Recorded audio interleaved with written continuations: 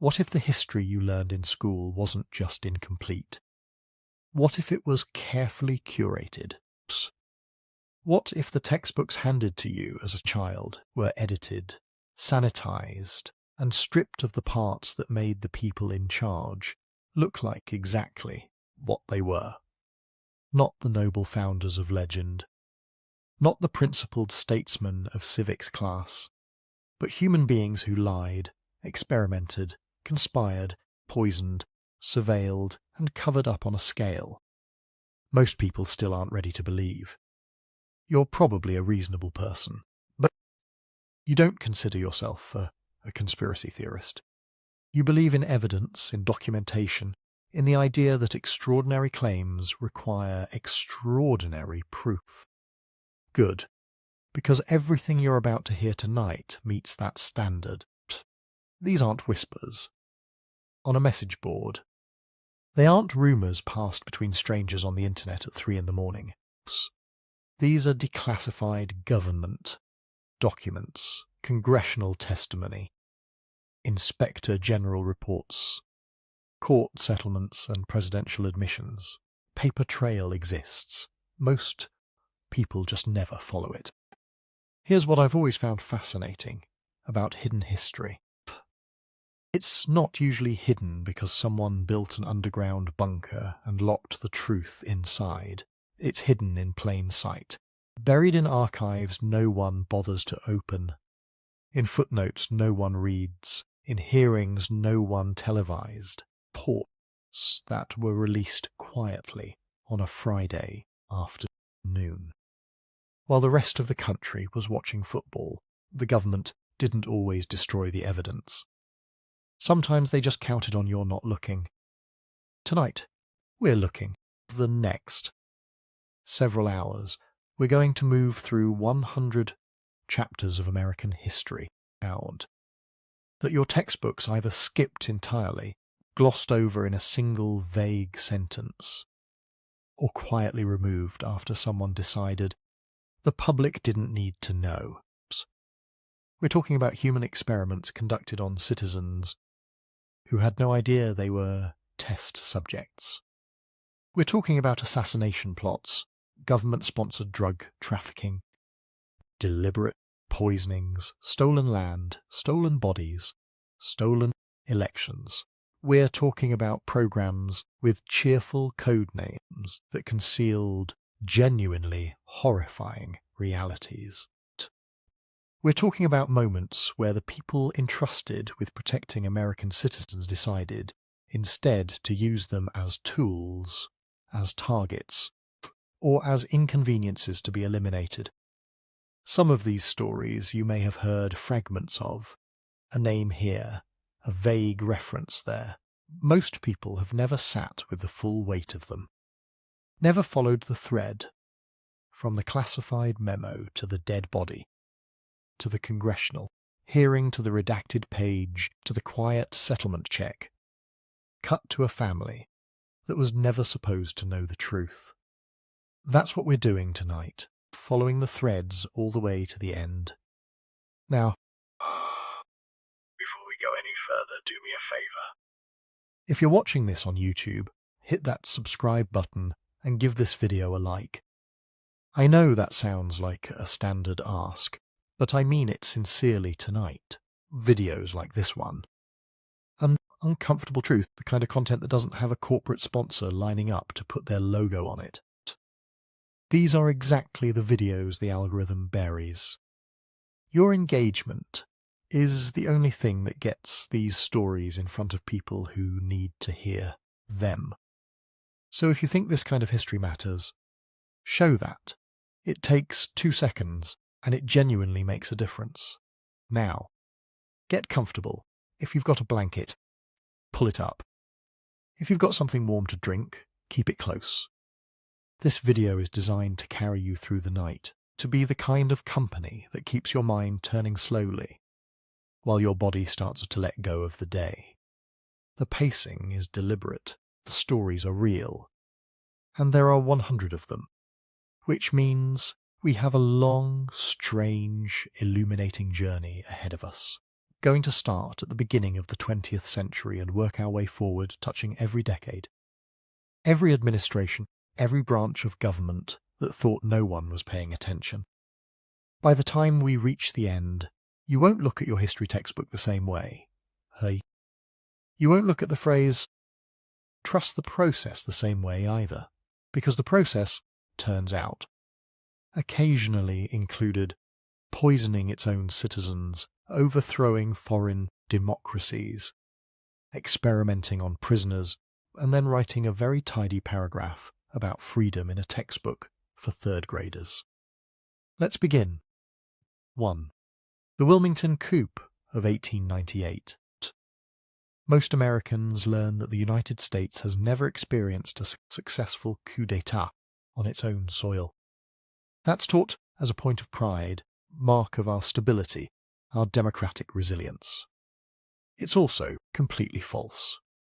On November 10th, 1898, in Wilmington, North Carolina, a group of white supremacists overthrew a legitimately elected government by force. Not metaphorically, not through courts or legislation, picked up guns and did it. Wilmington at the time had a thriving black political class. Black citizens held elected office, ran businesses, published newspapers. The Daily Record, edited by Alex Manley, was a successful black-owned paper that dared to challenge the racial narrative of the day. White Democratic leaders had lost power in the region and they wanted it back. On election day, they stuffed ballots, intimidated voters, and seized control of the count. Then, 2 days after the election, a mob of nearly 2,000 armed white men marched through Wilmington. They burned the Daily Record to the ground, shot black residents in the streets. They forced the legally elected mayor and city council members to resign at gunpoint, and immediately replaced them with men of their own choosing. Somewhere between 60 and 300 black residents were killed. Thousands fled the city permanently, never to return. This wasn't a riot. It was a planned, coordinated, armed seizure of a government.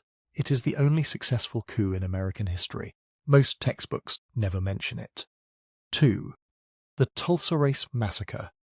In 1921, Tulsa, Oklahoma, had a neighborhood called Greenwood. People called it Black Wall Street, and the name wasn't hyperbole.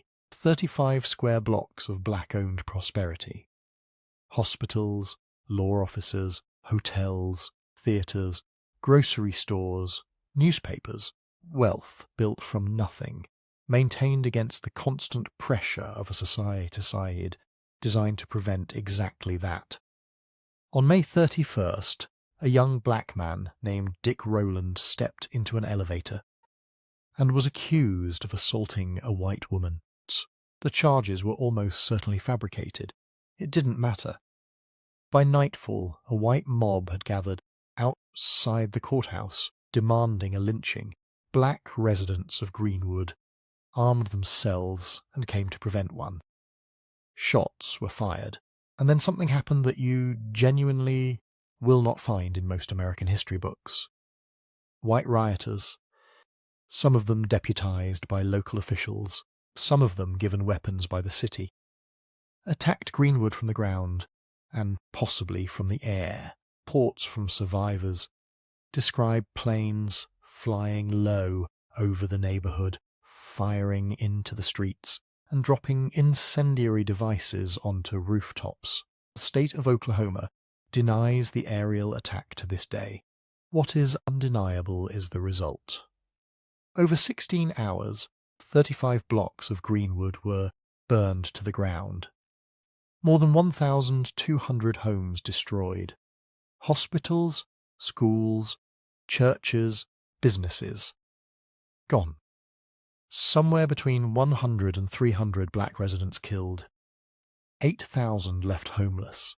The survivors were interned in camps. No white rioter was ever prosecuted. The massacre wasn't mentioned in Oklahoma textbooks until 2020. 3. Rosewood Massacre. 2 years after Tulsa, it happened again. In January of 1923, Rosewood was a small, largely black town in Levy County, Florida. It wasn't Black Wall Street. It was quiet, modest, a sawmill community where people lived ordinary lives. That wasn't enough to save it. A white woman in the nearby town of Sumner claimed she'd been assaulted by a black man. There was immediate suspicion at the time, and later evidence that she was covering for a white lover. It didn't matter. A white mob formed and descended on Rosewood, looking for a man named Jesse Hunter. They didn't find him. What they found instead was an entire town to destroy. Over the course of a week, white mobs, some arriving from neighbouring counties by train, systematically burned every building in Rosewood to the ground. Homes, a church, a Masonic lodge, school. All of it. Black residents fled into the swamps and survived only because a white man named John Wright hid families in his home and eventually arranged their escape by train. Between 6 and as many as 150 people were killed. The exact number was never determined because no serious investigation was ever conducted. The survivors scattered. Rosewood ceased to exist as a community. Florida lawmakers didn't acknowledge the massacre or offer compensation to survivors until 1994. By then, most of the witnesses were dead. 4. The Ocoee Election Day Massacre. On November 2nd, 1920, a black man named Mose Norman showed up to vote in Ocoee, Florida. He had already paid his poll tax. He had done everything required of him under the law. He was turned away anyway. Norman went to find a prominent local black landowner named July Perry, who tried to intervene. By evening, armed white men had surrounded Perry's home. Perry fired back in self-defense. That was the justification the mob needed. What followed was one of the bloodiest Election Day events in American history. White mobs swept through the black section of Ocoee, killing residents, burning homes, and destroying every black-owned structure they could find. July Perry was captured, shot, and hanged from a telephone pole.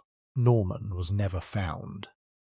The death toll is disputed because no official inquiry was ever seriously conducted, but estimates range from 30 to as many as 60. Black residents killed in a single night. The entire black population of Ocoee was driven out permanently. Black residents would not return to Ocoee for decades, and the reason they were targeted in the first place, trying to vote, was buried so thoroughly that most Floridians had never heard of the Ocoee massacre until a century later. The right to vote, the most basic function of citizenship, that was the crime that got people killed. 5. The Colfax Massacre. Reconstruction is one of the most important and most deliberately obscured periods in American history. For a brief window after the Civil War, Black Americans held political power in the South. They voted, ran for office, and won. White supremacists spent the entire period trying to destroy that, sometimes through law, often through violence.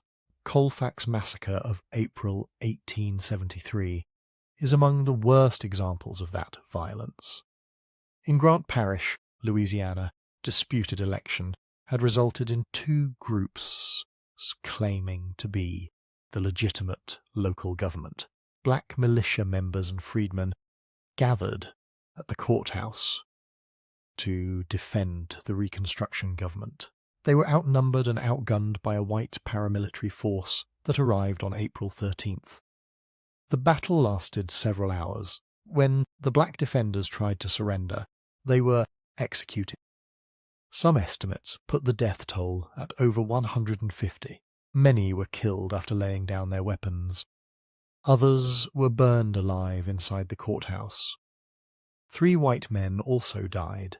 The federal government prosecuted several of the attackers. The Supreme Court threw out the convictions in United States v. Cruikshank, ruling that the 14th Amendment only protected citizens from state action, not from each other. That ruling effectively gutted federal civil rights enforcement for decades. The monument in Colfax, Louisiana, originally described the massacre as a heroic act by white citizens reclaiming their government. It was revised, eventually. The Supreme Court ruling, however, remained precedent for a very long time. 6. The Elaine Massacre. In September of 1919, black sharecroppers in Phillips County, Arkansas, were doing something radical. They were organizing. They had formed a union, Progressive Farmers and Household Union of America, and they were meeting to discuss negotiating better prices for their cotton with white landowners. A white law enforcement officer fired into the building where they were meeting. Shots were returned. And from that moment, the logic of American racial violence took over completely. White posses formed.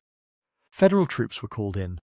For days, white mobs and soldiers swept through the black community of Elaine, Arkansas, killing sharecroppers, their families, anyone else they encountered. The official death toll was 5 white men and 25 black men. Historians who have studied the massacre estimate the actual number of black dead at somewhere between 100 and 800. 12 black men were sentenced to death. 67 received lengthy prison sentences. Not a single white person was prosecuted for any of the killings. The men on death row were eventually released after a Supreme Court ruling found their trials unconstitutional. But the point of what happened in Elaine was never about justice. It was about sending a message to any black worker who thought organizing might be possible. It worked for decades.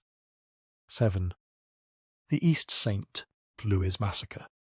By 1917, East St. Louis, Illinois, had become a city in tension. Black workers from the South had been recruited to fill factory jobs, sometimes explicitly as strikebreakers. White labor unions were furious. Racial resentment had been building for months when, on the night of July 1st, a car drove through a black neighborhood, firing into homes. Black residents armed themselves. Police car came through later. They fired on it, not knowing it was officers. 2 detectives were killed. The next day, white mobs moved through East St. Louis for hours, pulling black residents off streetcars and beating them, shooting people in the streets, burning entire blocks, while fire departments stood by and watched. Estimates of the dead range from 40 to as many as 250 black residents. Thousands were left homeless after their neighborhoods burned. Illinois National Guard troops who were present largely did nothing to stop the killing. Some participated in it. Congressional investigation followed. Some prosecutions happened. Then the country moved on. W.E.B. Du Bois and Ida B. Wells both documented what happened in East St. Louis. The mainstream press mostly framed it as a race riot, a term that assigns equal blame to the people who were hunted and the people doing the hunting. That framing stuck. Speaking of history being framed in ways designed to protect the powerful, we're just getting started. 8. Red Summer of 1919. We've been talking about individual massacres as if they were isolated incidents. They weren't. In 1919, racial violence exploded across the entire country simultaneously. Historians call it the Red Summer. Between April and November of that year, white mobs attacked black communities in more than 36 cities.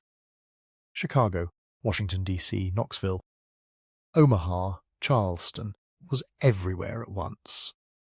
Black veterans had just returned from World War I, fought for a country that still wouldn't treat them as citizens.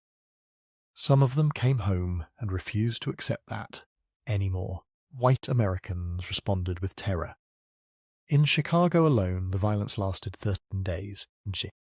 38 people were killed, 500 injured, and 1,000 black families left homeless. In Washington, D.C., white soldiers and sailors roamed the streets attacking black residents while police watched. The NARP sent a telegram to President Woodrow Wilson begging him to speak out. He never did. The federal government did nothing. Dozens of cities burned. Hundreds died. And when it was over, the country simply moved on, filed it away, and forgot to mention it in the textbooks. 9.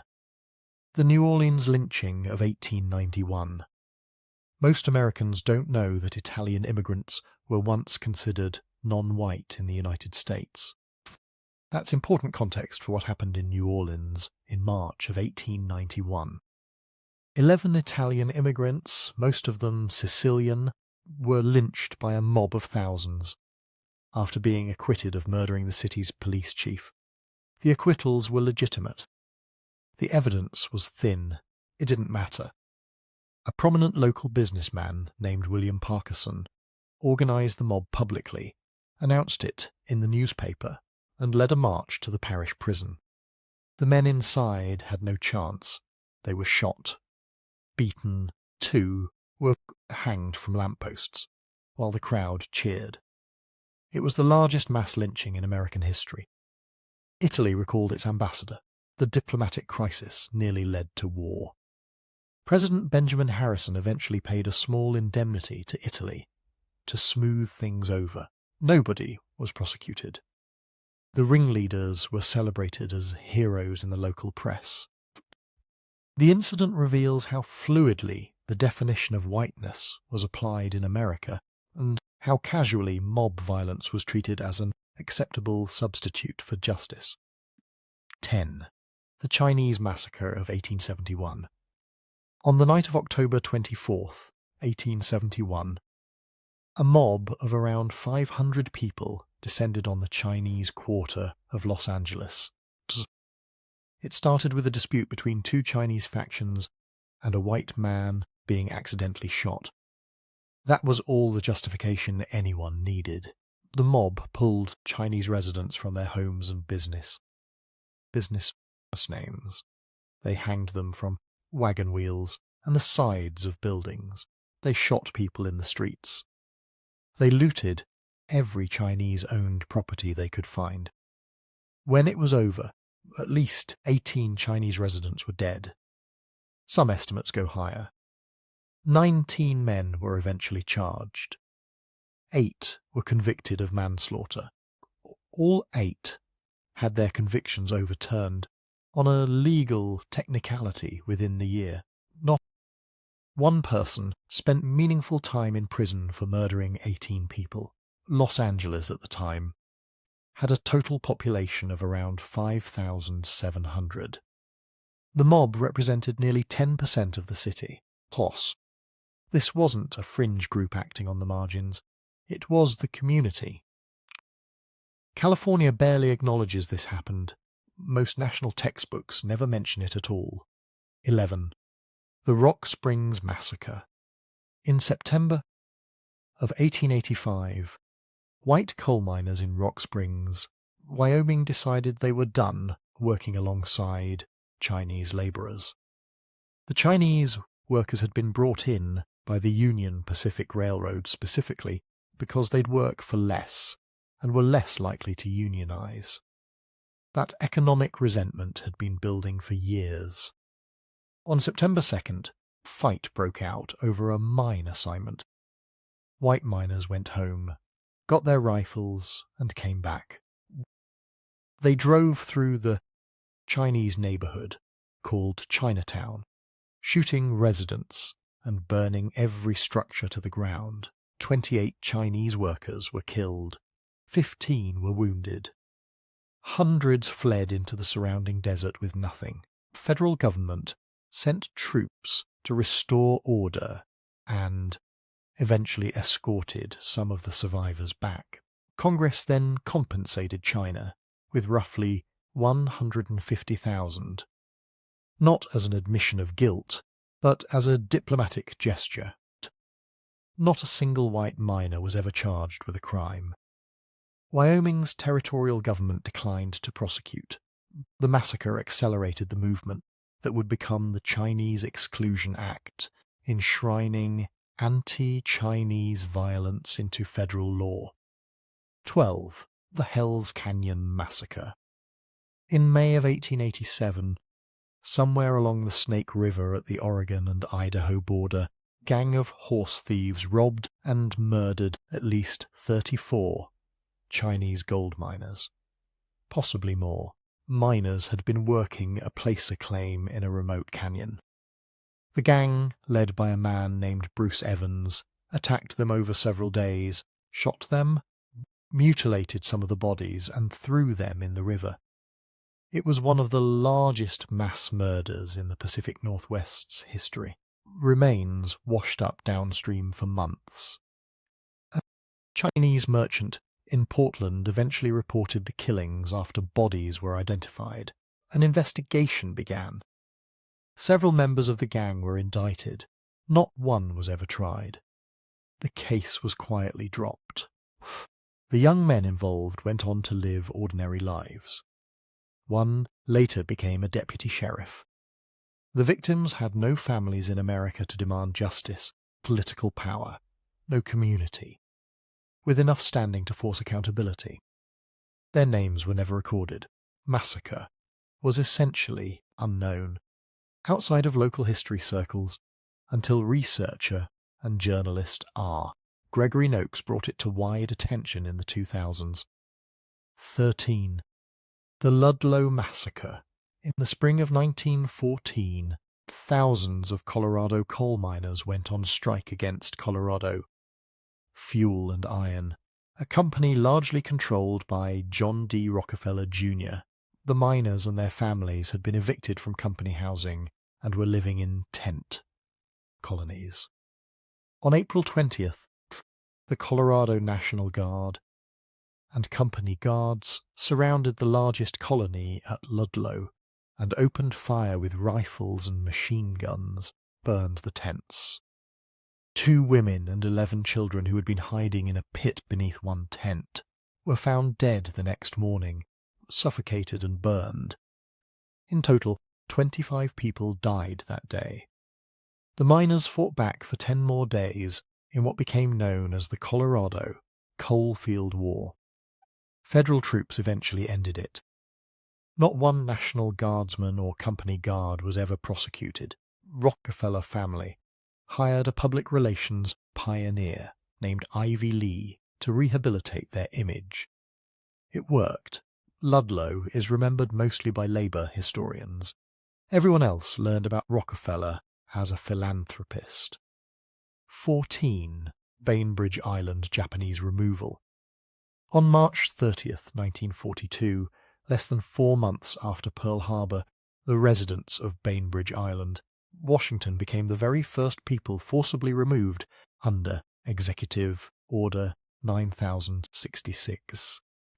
They had 6 days' notice, 6 days to sell their farms, their boats, their businesses, or simply abandon them. Families who had lived on the island for generations were given tags to wear like luggage, and marched onto a ferry under military guard, were sent to Manzanar in the California desert. Their neighbours, many of whom they'd known their entire lives, bought their property for pennies, or simply moved in after they left. Most never recovered what they lost. Government framed the removal as a military necessity. Decades later, the Commission on Wartime Relocation and Internment of Civilians concluded It was driven by racial prejudice, wartime hysteria, failure of political leadership. In 1988, Congress issued a formal apology and paid surviving internees $20,000 each. The farms were gone. The boats were gone. The years were gone. $20,000 was what the government decided that was worth. 15 Japanese-American internment camps. Bainbridge Island was just the opening act. After that first removal, the policy scaled up to an entire population. Under Executive Order 9066, more than 120,000 people of Japanese ancestry on the west coast were rounded up. 2/3 of them American citizens. They lost homes, farms, shops, fishing boats, all under the language of military necessity, with no charges, no trials, no evidence of sabotage. They were herded into horse stalls and hastily built barracks at 10 main camps, surrounded by barbed wire and armed guards. Belongings were searched, mail censored, movements controlled. Meanwhile, Japanese Americans in Hawaii, much closer to the actual war, were mostly not interned, because the local economy would have collapsed without them. That alone exposes how flimsy the security argument was. The Supreme Court upheld the camps at the time. Only decades later did the government quietly admit it was about racism and political cowardice, national defense. 16 Aleut internment in Alaska. And it wasn't just Japanese Americans on the mainland. In Alaska, indigenous Aleut communities learned what protection meant in practice.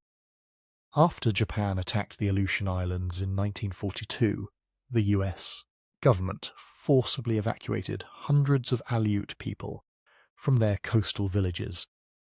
Supposedly to keep them safe, they were crammed onto overcrowded ships and dumped in makeshift camps in southeast Alaska. Rotting canneries, abandoned mines, damp tents in the forest. There was almost no heat, little medical care, poor sanitation, and inadequate food. Diseases like tuberculosis and pneumonia spread quickly. Elders and children died in large numbers. While they were gone, US soldiers and contractors looted and vandalized their homes and churches. Many villages were never rebuilt. Some Aleut people were simply told they could not go back to their ancestral lands. The story doesn't fit the clean World War II narrative of heroic liberation, so it gets treated as a footnote, if it's mentioned at all. 17. The Navajo Long Walk. Long before World War II, the US had already perfected the art of forced relocation. In the 1860s, the army targeted the Navajo Nation in the southwest, burning crops, slaughtering sheep, poisoning wells, destroying orchards to starve them into surrender. When surrender came, it didn't bring peace. Thousands of Navajo men, women, children were forced to march up to 400 miles to an internment camp at Bosque Redondo in eastern New Mexico, Pust. This journey became known as the Long Walk. People collapsed from exhaustion, hunger, and illness. Those who couldn't keep up were shot. Bosque Redondo. Conditions were brutal. The land was arid and unsuitable for farming, the water contaminated, and the rations inadequate. Disease and malnutrition killed many more. US officials described the experiment as a failure, only because it was too expensive and unmanageable, not because it was morally obscene. The Navajo were eventually allowed to return to a fraction of their homeland. The Long Walk became another chapter of trauma briefly mentioned, if at all, in school lessons. 18. The Sand Creek Massacre. And when relocation wasn't fast enough, there was always the option of outright massacre. In November 1864, a group of Cheyenne and Arapaho had set up camp along Sand Creek in what is now Colorado. after being told by US officials that if they flew an American flag and a white flag they would be safe. At dawn, Colonel John Chivington led around 700 Colorado volunteers to attack that camp anyway. Most of the men were away hunting. The soldiers charged into a village filled largely with women, children, and the elderly, opening fire and chasing down those who fled. Between 150 and 200 people were killed, many mutilated. Soldiers took body parts as trophies and paraded them in Denver. Chivington initially celebrated Sand Creek as a victory. Only later did congressional investigations call it what it was: a massacre. He faced no criminal punishment. For generations, Colorado schoolchildren were taught about brave pioneers and Indian wars, not about a massacre carried out under a promise of peace. 19. The Wounded Knee Massacre. By the end of the 19th century, the US broken most native resistance on the plains, but fear still drove policy. In December 1890, the army moved to suppress the ghost dance, a religious movement among the Lakota that promised renewal and the return of lost lands. Lakota leader Bigfoot's band, Cold and Sick, was intercepted and taken to a camp near Wounded Knee Creek in South Dakota. On the morning of December 29th, soldiers tried to disarm the Lakota. A shot went off. Accounts differ as to how, and the troops opened fire with rifles and Hotchkiss guns into the encampment. By the time it stopped, somewhere between 200 and 300 Lakota were dead, more than half women and children. Many hunted down as they tried to flee. 20 soldiers received medals of honor for their role in the slaughter, awards that native activists are still trying to have rescinded. Textbooks usually call Wounded Knee the end of the Indian Wars, as if it were a final battle, not a killing ground. 20. The Bear River Massacre. Some atrocities are so remote they almost fall off the map. On a freezing January morning in 1863, along the Bear River, in what is now southeastern Idaho, US troops under Colonel Patrick Connor attacked a Shoshone village that had been struggling to survive after years of encroachment and broken promises. Connor framed it as retaliation for raids on settlers. What followed looked nothing like a controlled military action. Soldiers surrounded the camp at dawn and advanced downhill, firing into lodges and shooting people as they tried to escape across the snow and river ice. Estimates of the dead range from 250 to more than 400 Shoshone, including large numbers of women and children. Survivors later described bayonet killings, rapes, and babies thrown into the river. Connor was promoted for his victory. For decades, local histories barely mentioned the Shoshone side of the story, calling it a battle instead of a massacre. Only recently has Bear River begun to be publicly recognized as one of the deadliest attacks on native people in US history. 21. Marius Massacre. And if you think the army learned from any of this, the Marius River in Montana tells a different story.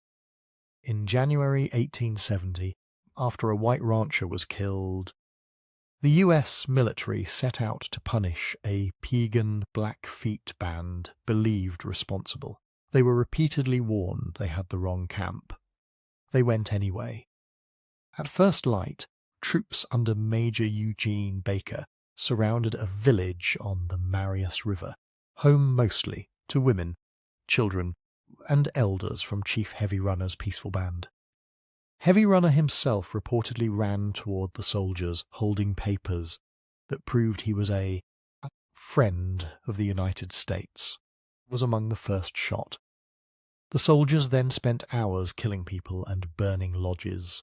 Estimates of the dead range from 170 to more than 200, nearly all non-combatants. Baker's commander privately called it a sad mistake. But there were no courts-martial, no real consequences. Official reports downplayed the number of dead and portrayed it as a successful operation.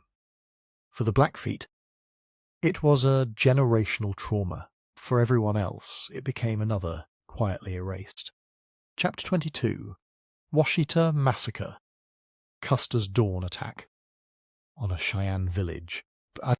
The cycle of punitive expeditions kept repeating with different names and different rivers. In November 1868, Lieutenant Colonel George Armstrong Custer led the 7th Cavalry in a pre-dawn attack on a Cheyenne village along the Washita River in what is now Oklahoma. The village belonged to Black Kettle, a chief who had already survived Sand Creek and repeatedly tried to make peace with U.S. authorities. Custer's men charged in at first light, shooting into teepees and cutting down people as they fled through the snow. The army reported it as a great victory over hostile warriors. But many of those killed were women, children, and elders. Soldiers took captives, mostly women and children, and burned the lodges, food stores, and winter supplies, ensuring more would die from exposure and starvation. Official reports inflated the number of warriors killed to justify the attack. Later investigations suggested far fewer fighters and far more non-combatants. Washita was sold to the public as a heroic battle. For the Cheyenne, it was another massacre disguised as military glory. 23. California Indian slave raids. While the army was killing native people on the plains, state governments were doing their own dirty work on the Pacific coast. During the California Gold Rush, the state passed laws that effectively legalized the kidnapping and enslavement of native people. Under the 1850 Act for the Government and Protection of Indians, white settlers and militias conducted raids on native villages, murdering adults and seizing children to be sold or apprenticed as unpaid labor. Local governments reimbursed militias for ammunition and expenses, turning extermination into a line item in the budget. Newspapers openly advertised native children for sale as servants. Entire communities were wiped out, so ranchers and miners could claim the land and the labor. Federal officials knew this was happening and mostly looked the other way. School stories about the gold rush focus on 49ers and boomtowns. They rarely mention that California's rise was built on state-backed slave raids and the near destruction of indigenous nations. 24. Yuki genocide in Mendocino. Zoom in on a single people, and the picture gets even starker. In northern California's Mendocino region, the Yuki people went from an estimated population in the thousands to the edge of extinction in just a few decades. As settlers poured into Round Valley in the mid-1800s, they seized grazing land, hunted game to scarcity, blocked access to traditional food sources. When starving Yuki people took cattle or crops to survive, local ranchers formed vigilante groups and militias. They conducted organized hunts, shooting men, women, and children, then reporting the costs to the state for reimbursement. Others were forced on to the Round Valley Reservation, where disease, malnutrition, abuse did the rest. Some officials at the time openly used the word extermination to describe their goal. The combination of murder, kidnapping, forced relocation, and engineered starvation was so severe that modern scholars call it genocide. Yet, most Californians grow up with stories about noble pioneers taming the wilderness, not about what happened to the Yuki when the pioneers arrived. 25. Camp Grant Massacre. Head south to Arizona Territory and you find the same pattern wrapped in a familiar excuse. Self-defense. In April 1871, a group of Apache people, mostly Aravaipa and Penile, were camped near Camp Grant, outside Tucson, under the supposed protection of the US Army. They had surrendered and were receiving rations, trying to avoid further conflict. Before dawn on April 30th, a coalition of Tucson citizens, Mexican civilians, Tohono O'odham warriors crept toward the camp, while the soldiers stayed conveniently in their barracks. The attackers fell on the sleeping village, killing more than 100 people, the vast majority women and children. Many were clubbed or stabbed. Some infants were killed by being thrown into the air and impaled. Around 30 children were taken away and sold into slavery in Mexico. Local leaders framed it as a justified strike against raiders, and a jury later acquitted all the accused in a trial that lasted just a few days. Tucson's boosters. The massacre was quietly folded into frontier law. For Apache descendants, it's an open wound. 26. Dakota War mass execution. When native people fought back, the punishment could be swift and spectacular. In 1862, after years of broken treaties, delayed annuity payments, and literal starvation, Dakota communities in Minnesota rose up against settlers and state authorities in what became known the Dakota War. The conflict lasted just a few weeks before Dakota fighters surrendered or fled. The US responded with mass trials that were little more than formalities. Military commissions heard hundreds of cases in a matter of minutes each. No defense counsel. Translators of dubious reliability and vague charges like participation in battles. 303 Dakota men were sentenced to death. President Lincoln personally reviewed the list and commuted most of the sentences, but he still approved 39 executions. On December 26, 1862, 38 Dakota men were hanged simultaneously in Mankato, in the largest mass execution in U.S. history. Their families were forced to watch from a distance. Afterward, Dakota survivors were expelled from Minnesota and interned elsewhere. School lessons tend to mention the uprising, if at all. Scaffold and the spectacle of state vengeance usually go unmentioned. 27. Osage Reign of Terror. Even when violence moved from the frontier to oil country, the motive stayed the same.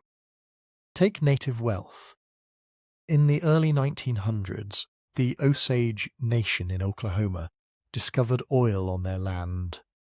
They negotiated head rights, collective mineral shares, that made many Osage people incredibly wealthy. That wealth painted targets on their backs. In the 1920s, white guardians, businessmen, and local officials orchestrated a series of murders that came to be known as the Osage Reign of Terror. Osage men and women were shot, poisoned, or blown up in staged accidents. Doctors falsified death certificates. Law enforcement looked the other way. The goal was simple: kill Osage citizens, inherit or seize their head rights, and transfer the oil money to white hands. Fledgling FBI eventually investigated some of the killings, and a few conspirators were convicted. But many murders were never seriously probed. Broader system that enabled it.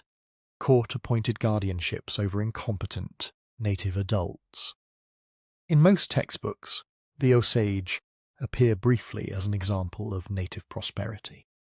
The campaign of terror that tried to erase that prosperity mostly vanished from the story. 28. Indian boarding school graves. And when the government wasn't killing native people outright, tried to erase them in quieter ways. Starting in the late 19th century, federal Indian boarding schools were created with a clear mission, summed up by one official's slogan: Kill the Indian and save the man. True, native children were taken from their families, sometimes coerced, sometimes seized by force, and sent hundreds of miles away to institutions run by government or religious groups. Their hair was cut, languages forbidden, clothing replaced with uniforms.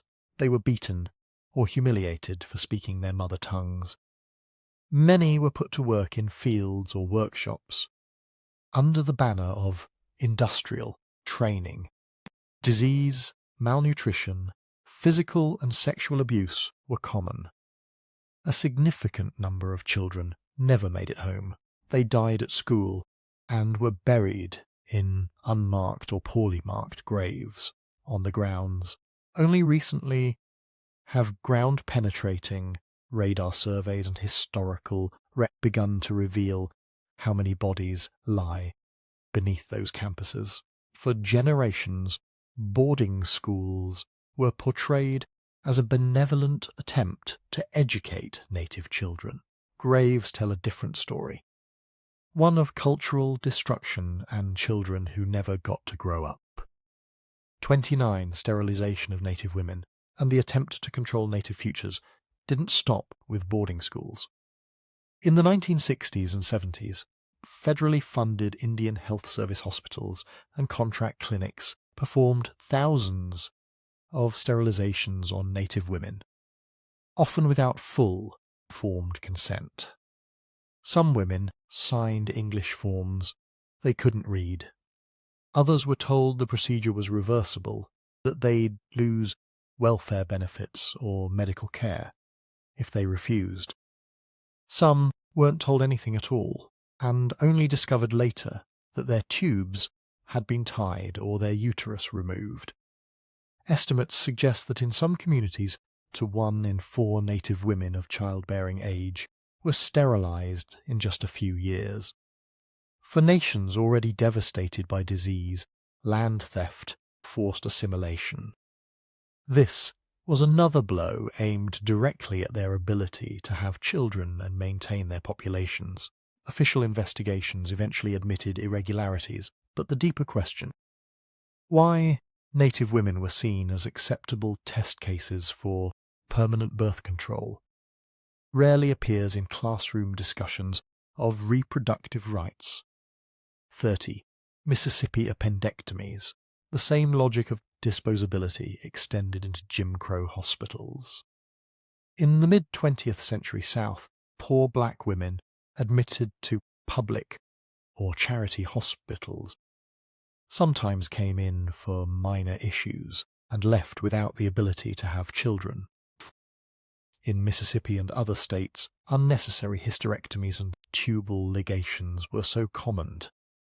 They earned a grim nickname, Mississippi appendectomies.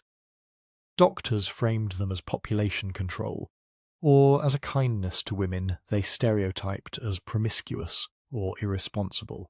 Consent forms, if they existed at all, were vague or presented during labour or under sedation. Girls and women were told they were getting their appendix removed, or a simple clean-up procedure, only to find out later that their wombs were gone. These operations were subsidized through federal funds and state programs, quietly turning gynecological care into eugenic practice. History classes might mention Margaret Sanger or Roe v. Wade. They usually skip over how the medical system used surgery to limit black families without their knowledge. 30. 1. Buck v. Bell. All of this had legal backing from the highest court in the land. In 1927, the Supreme Court decided Buck v. Bell, a case involving Carrie Buck, a poor white woman in Virginia labeled feeble-minded and committed to a state institution. Virginia wanted to sterilize her under a new eugenics law. Buck's court-appointed lawyer barely defended her, and the Supreme Court in an 8-1 decision upheld the law.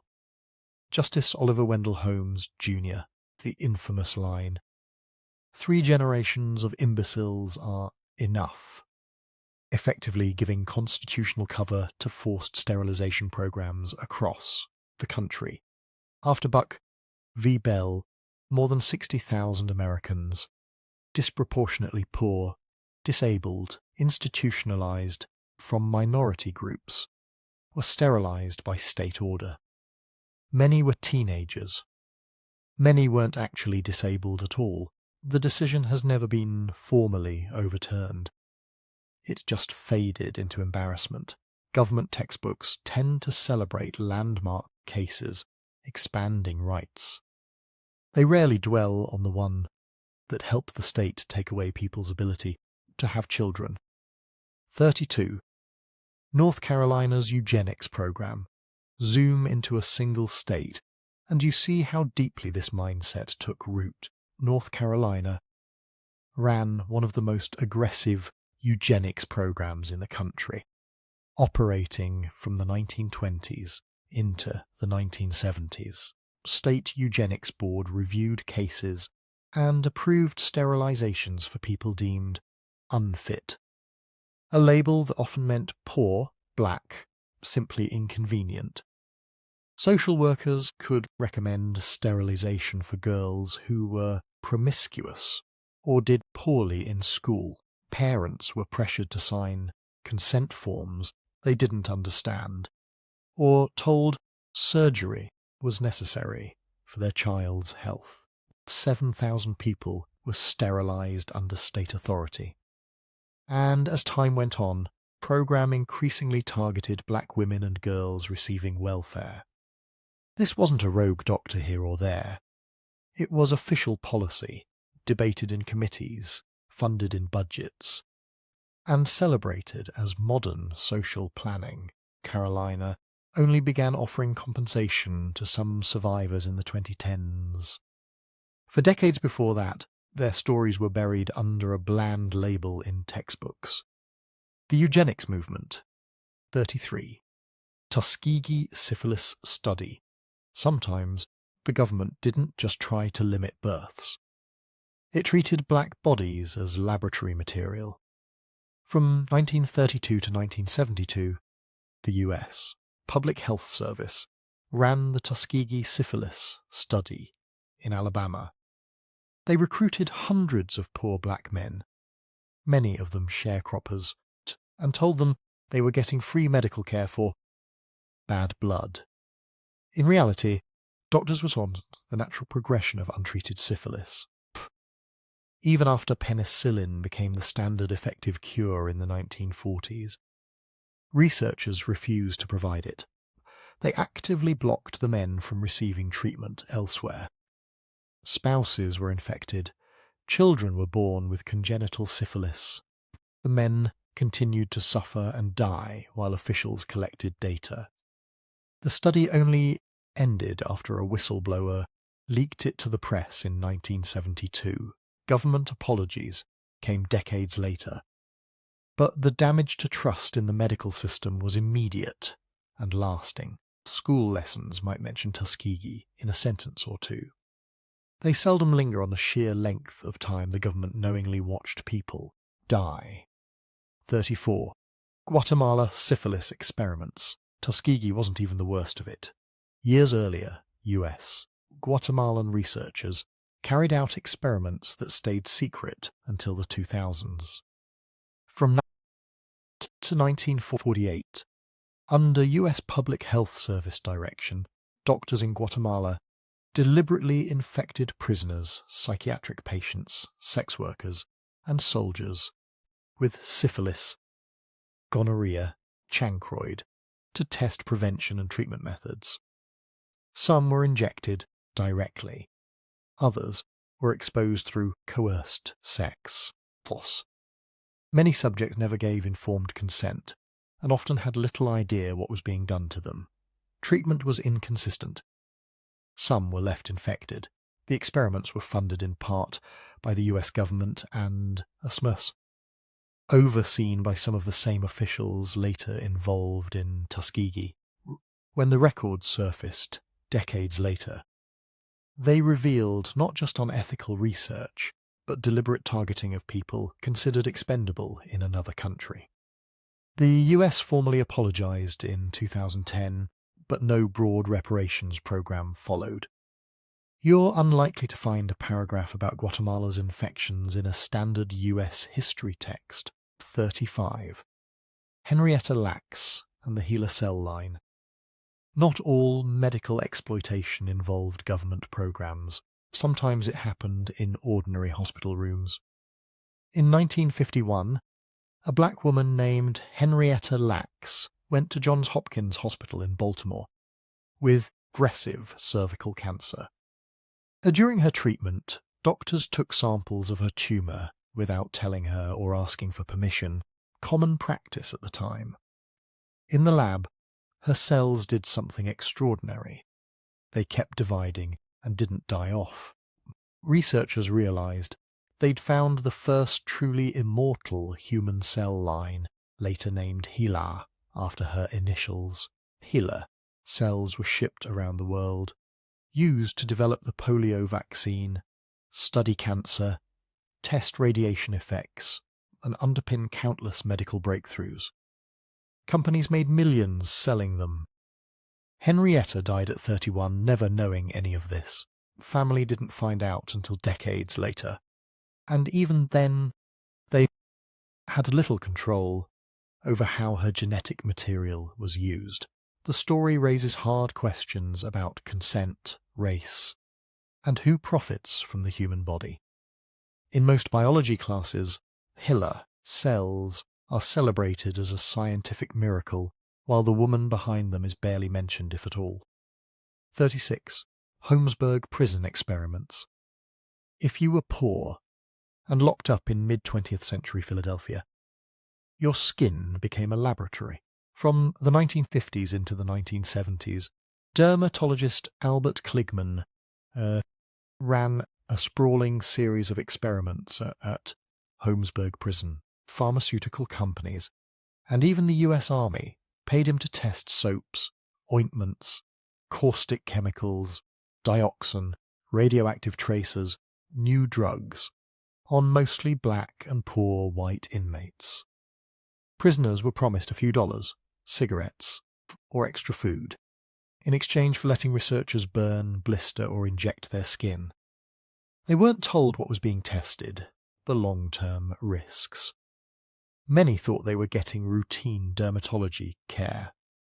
In reality, their bodies were cheap, captive test platforms. Kligman later bragged about having acres of skin to work with. The experiments continued. Long after ethics rules tightened elsewhere, prisoners were seen as convenient and disposable. For decades, this wasn't a scandal in textbooks. It was just part of how American medicine advanced. 37. Stateville Penitentiary malaria experiments. Holmesburg wasn't the first time the US turned prisons into labs. During World War II, at Stateville Penitentiary in Illinois, researchers deliberately infected hundreds of prisoners with malaria. The official story was patriotic. Help find better anti-malarial drugs for soldiers fighting in the Pacific. Inmates were told they could serve their country and maybe get reduced sentences or small payments. They were bitten by infected mosquitoes or injected with parasites, then subjected to experimental drug regimens with brutal sniping. High fevers, hallucinations, organ stress. Consent was murky at best. Prisoners had little understanding of the risks, and they couldn't truly walk away. Prominent doctors and future medical leaders ran the studies, and the project was held up as a model of cooperation between inmates and science. When later ethics codes used Nazi experiments as a warning, US officials rarely mentioned they'd been running their own human infection studies inside American prisons at almost the same time. 38. Atomic Veterans Exposure Tests. When the nuclear age arrived, the US didn't just test bombs, it tested people's bodies too. From the 1940s through the 1960s, tens of thousands of American service members were ordered to witness nuclear blasts in the Pacific and Nevada deserts. They dug foxholes a few miles from ground zero, turned their backs, covered their eyes, then were told to stand up and march toward the rising mushroom cloud. Some were sent into radioactive craters days later to practice battlefield maneuvers. They were reassured the tests were safe, that minimal danger existed. Protective gear was often minimal or non-existent.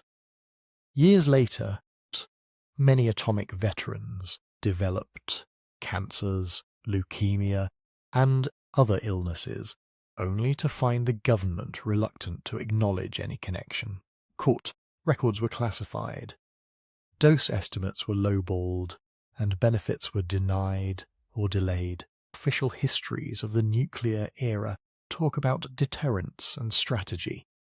They rarely dwell on the soldiers used as unwitting radiation test subjects. 39.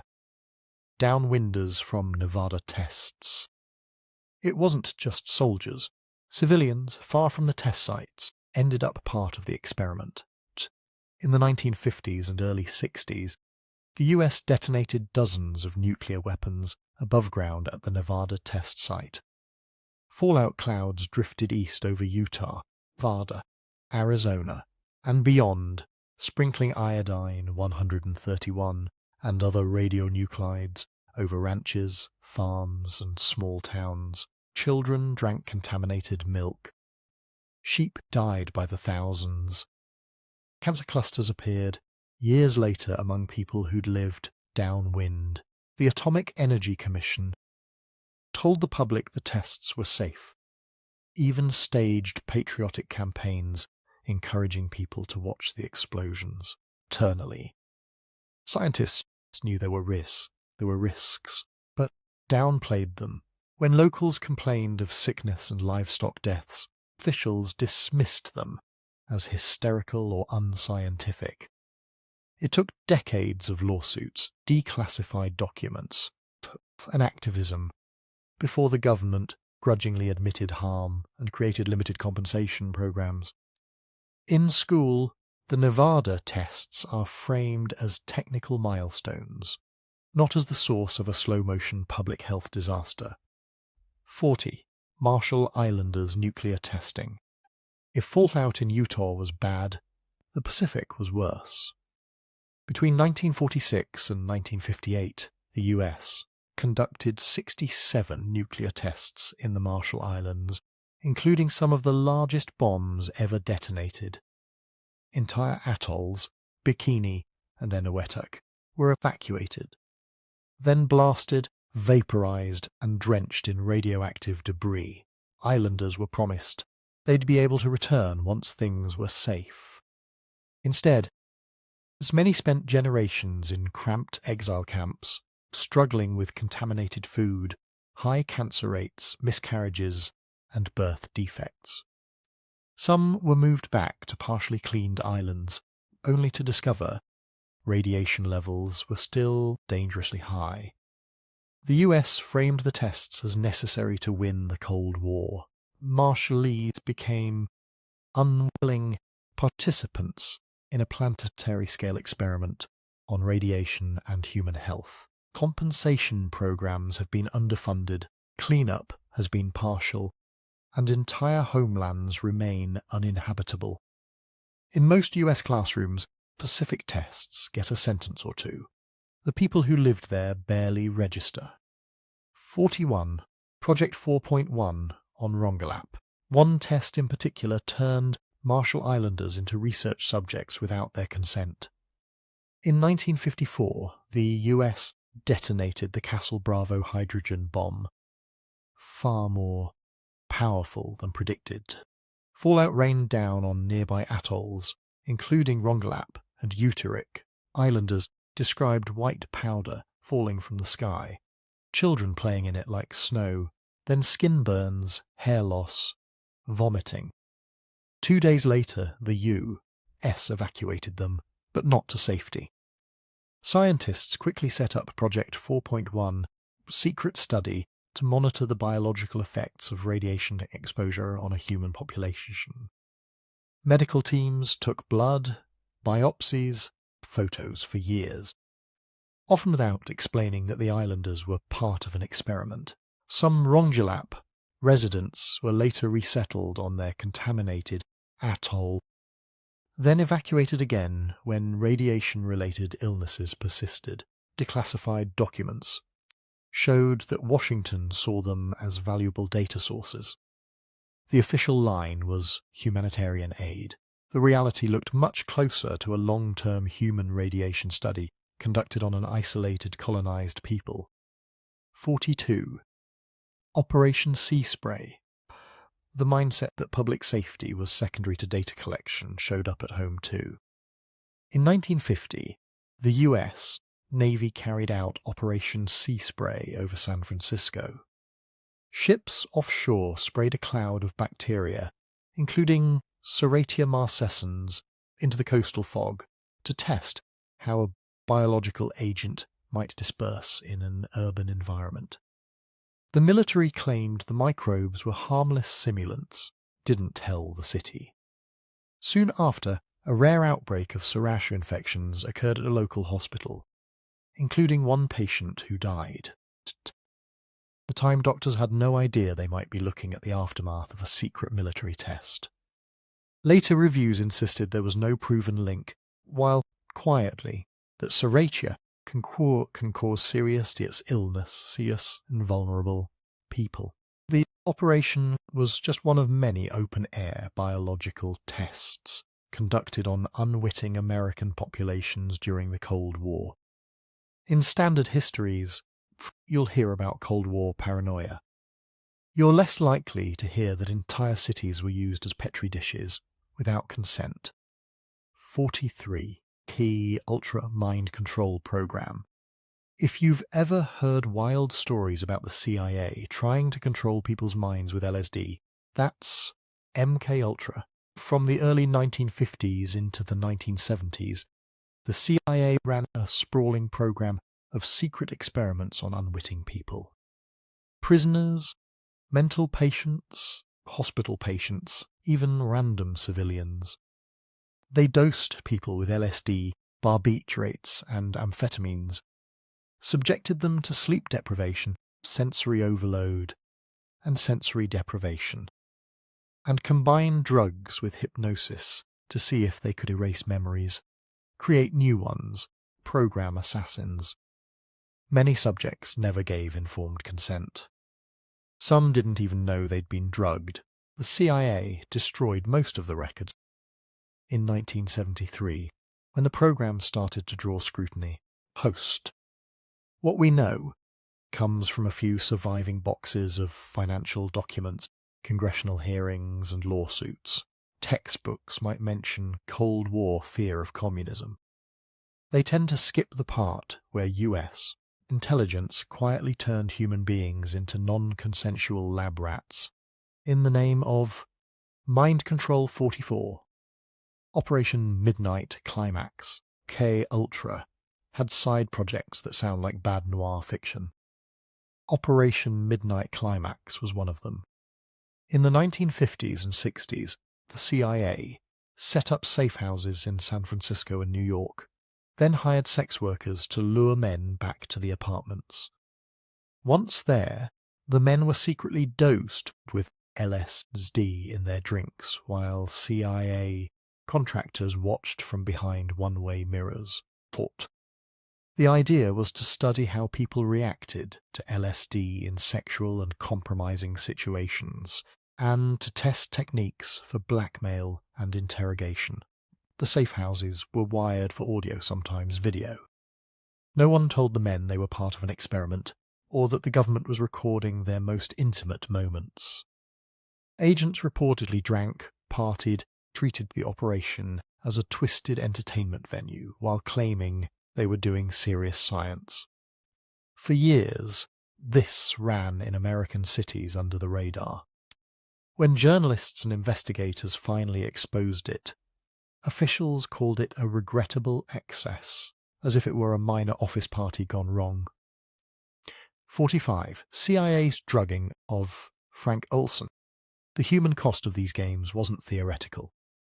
In 1953, Frank Olson, an army scientist working with the CIA on biological warfare, attended a retreat with colleagues at a Maryland cabin.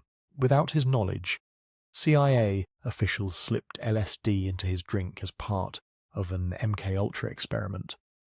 Olson had a severe psychological reaction. Within days, he was deeply distressed, questioning his work and reportedly talking about leaving. A week later, he went out a 13th floor hotel window in New York and died on the sidewalk below. The CIA called it a suicide. His family was given a quiet apology and a settlement decades later, after the drugging was exposed in the 1970s. But the story never fully added up. Later forensic examinations suggested he might have been struck before he fell. Some researchers believe Olson knew too much about US biowarfare and interrogation programs and was silenced. His death remains officially unresolved. A man used as an unwitting subject, then turned into a Cold War mystery. 46. COINTELPRO against civil rights groups. If MK Ultra was about controlling individuals, COINTELPRO was about controlling movements. From the 1950s through the early 1970s, the FBI ran a secret counterintelligence program targeting groups it labelled subversive. Civil rights organisations were at the top of the list. The FBI infiltrated the NAACC, the Southern Christian Leadership Conference, the Black Panthers, student groups and local community organisations. Agents planted informants, forged letters to sow internal distrust, spread rumours and pushed factions toward violent conflict. They tried to sabotage fundraising, get leaders fired from jobs, and pressure landlords to evict activists. Peaceful protest groups were treated like enemy organisations. The stated goal was to prevent violence and communist influence.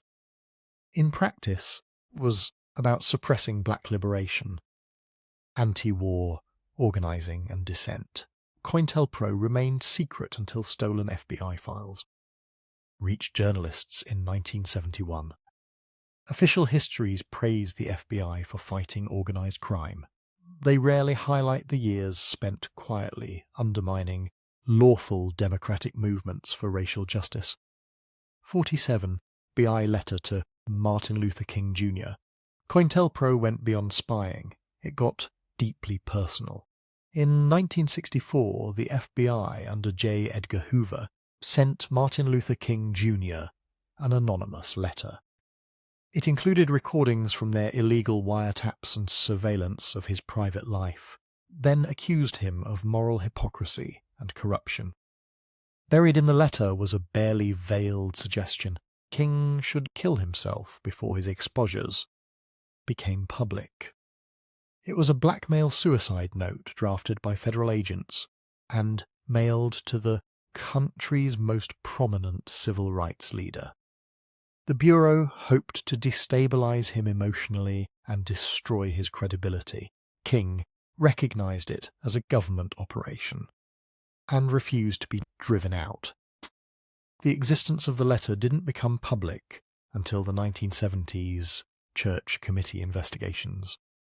Even then, many Americans found it hard to accept that their own government had tried to psychologically break a non-violent pastor who preached democracy and love. Textbooks tend to focus on "I have a dream," not on the state's campaign to destroy the dreamer. 48. Fred Hampton assassination raid. The FBI's campaign against black activists wasn't limited to letters. In Chicago, it helped set the stage for an assassination. Fred Hampton, charismatic 21-year-old leader of the Black Panther Party, was building multiracial coalitions in 1969.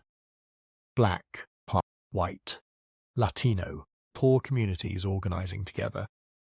That terrified local and federal authorities. The FBI's COINTELPRO program recruited an informant, William O'Neill, who became Hampton's security chief. O'Neill provided floor plans of Hampton's apartment and drugged Hampton the night before a planned police raid, so he'd be unable to wake up before dawn on December 4, 1969. Chicago police stormed the apartment and fired nearly 100 shots. Hampton was killed in his bed next to his pregnant partner. A later investigation showed almost all bullets came from the police.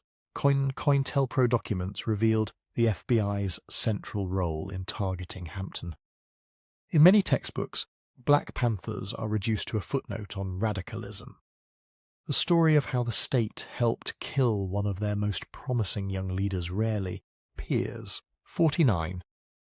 Move bombing in Philadelphia.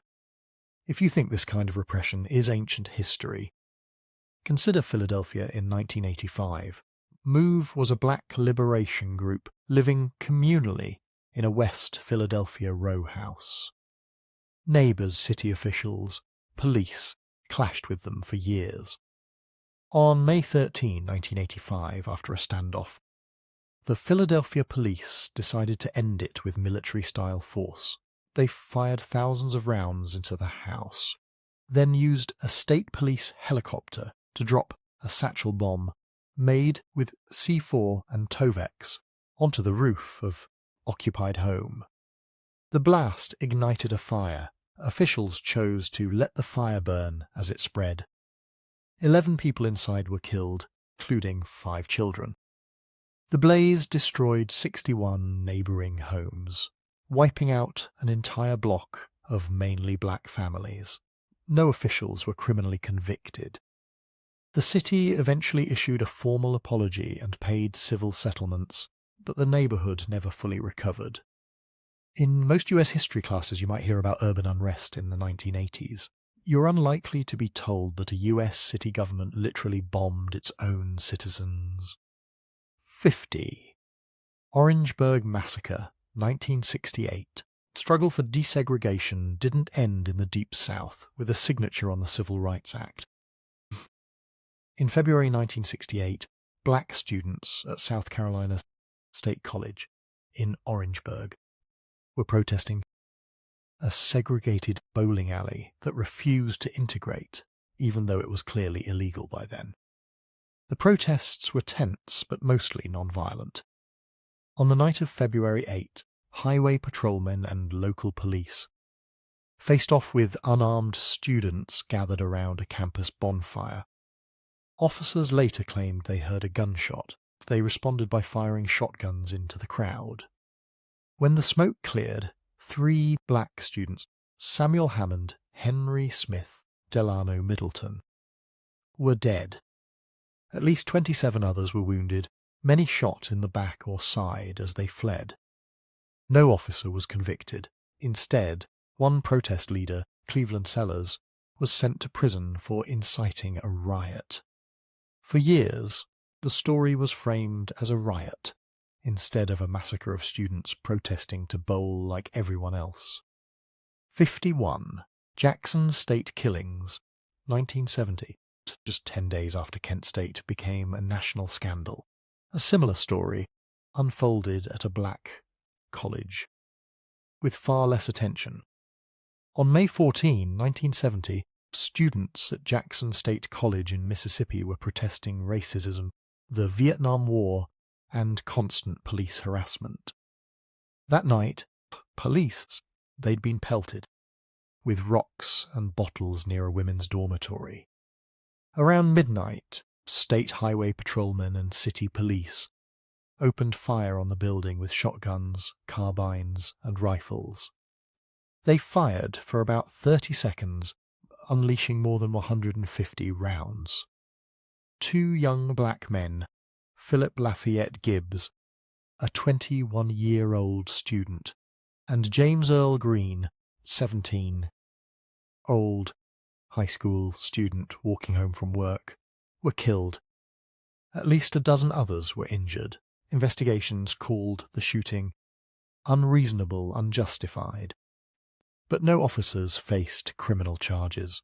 While Kent State made front pages and textbooks, Jackson State usually gets a brief line, if it's mentioned at all, despite being another case of police firing into a crowd of students. 52. Kent State shootings, 1970. On May 4, 1970, students at Kent State University in Ohio gathered to protest President Nixon's expansion of the Vietnam War into Cambodia. The National Guard had already been called in after earlier demonstrations and property damage downtown. That day, guardsmen moved to disperse a mostly unarmed crowd on campus. They fired tear gas, advanced up a hill, suddenly turned and fired 67 rounds into the students over 13 seconds. 4 students were killed: Allisons, Krause, Jeffrey Miller, Sandra Scheuer, and William Schroeder. 9 others were wounded, 1 permanently paralyzed. Officials quickly pushed a narrative that the guard had been threatened and under attack. Later evidence, photographs, witness testimony contradicted claims that students were charging with weapons. Grand juries and civil suits produced limited accountability, mostly settlements without admissions of guilt. The nation saw the famous photograph of a young woman screaming over a body, deeper story, of how easily authorities turned an anti-war protest into live-fire combat, got buried under decades of both sides. Spin 53, Attica, Prison Uprising Retaliation, 1971. When people remember Attica, they often think violent prison riot. Part that gets blurred is what the state did when it took the prison back. In September 1971, days of negotiation over inhumane conditions, New York Governor Nelson Rockefeller ordered state troopers and guards to retake Attica Correctional Facility by force. Helicopters dropped tear gas, then officers stormed in firing hundreds of rounds. When it was over, 43 people were dead, 29 prisoners and 10 hostages. Officials immediately claimed prisoners had slit hostages' throats and mutilated bodies. Autopsies later showed every single hostage was killed by law enforcement gunfire. None had been killed by prisoners. After the retaking, guards and troopers beat, stripped and tortured surviving inmates, forcing them to crawl through corridors of broken glass while being clubbed. The state's false narrative of sadistic inmates, held for years, used to justify the slaughter and hide responsibility. It took lawsuits, investigative journalism, and decades for the truth to fully surface. No high-level officials were held criminally accountable for the massacre, or cover-up. 54. 1985 Tuskegee Airmen Veterans Study Deception. Even when black servicemen became celebrated war heroes, institutions that used them still treated them as expendable data. Decades after World War II, Veterans Administration and affiliated researchers ran studies on aging and health among veterans, including the Tuskegee Airmen, the first black military pilots who had fought both fascism abroad and segregation at home. Researchers framed some projects as routine assessments, but they often downplayed or concealed how race was central to their questions. Files show patterns of assuming black veterans were less intelligent, less stable, or less compliant, then using those stereotypes to interpret results. Men who had flown combat missions were funneled into low-level jobs, denied benefits, quietly discouraged from applying for disability support. Efforts to document their health outcomes and careers were wrapped in bureaucratic language that obscured discrimination as individual adjustment issues. Publicly, America celebrated the airmen as symbols of progress. Privately, institutions treated them like test subjects, whose struggles proved racist assumptions rather than revealed systemic neglect. 55. Bonus Army Eviction, 1932. The myth of America always honouring its veterans doesn't survive a look at the Bonus Army. During the Great Depression, World War I veterans were promised early payment of bonus certificates that were supposed to mature years later. Desperate, jobless and hungry, tens of thousands of vets and their families marched on Washington, D.C. in 1932, in 1902, and built camps across the city, demanding their promised money. Congress rejected the bill. President Herbert Hoover decided the camps had to go. On July 28, Army troops under General Douglas MacArthur, junior officers like Dwight Eisenhower present, moved against the veterans using cavalry tanks, bayonets, and tear gas. They burned the encampments, driving out families, gassing men who had already survived trench warfare in Europe. At least one baby died from the gas. Many were injured.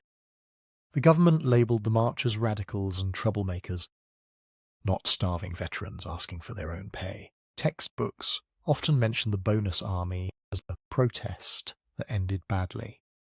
They leave out how the US Army literally attacked its own soldiers on the streets of the capital.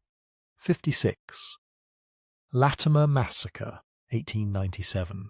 America's industrial boom rested on the backs of immigrant labourers who were often treated as disposable. In September 1897, hundreds of mostly Polish, Slovak, and Lithuanian coal miners in Latimer, Pennsylvania, went on strike over brutal conditions, low pay, company housing, and dangerous mines. They marched peacefully, unarmed, carrying an American flag, heading from one mine to another to encourage others to join. At the outskirts of Latimer, they were confronted by the county sheriff and a posse of armed deputies. After a brief confrontation, deputies opened fire on the marching workers, shooting many in the back as they tried to flee. 19 miners were killed, dozens more wounded. Newspapers and officials at the time painted the immigrants as violent foreigners. A trial acquitted every deputy involved. The massacre helped galvanise the labour movement and highlighted how little protection immigrant workers had under the law. In most school lessons, the era is summarised as labour, unrest, and industrial.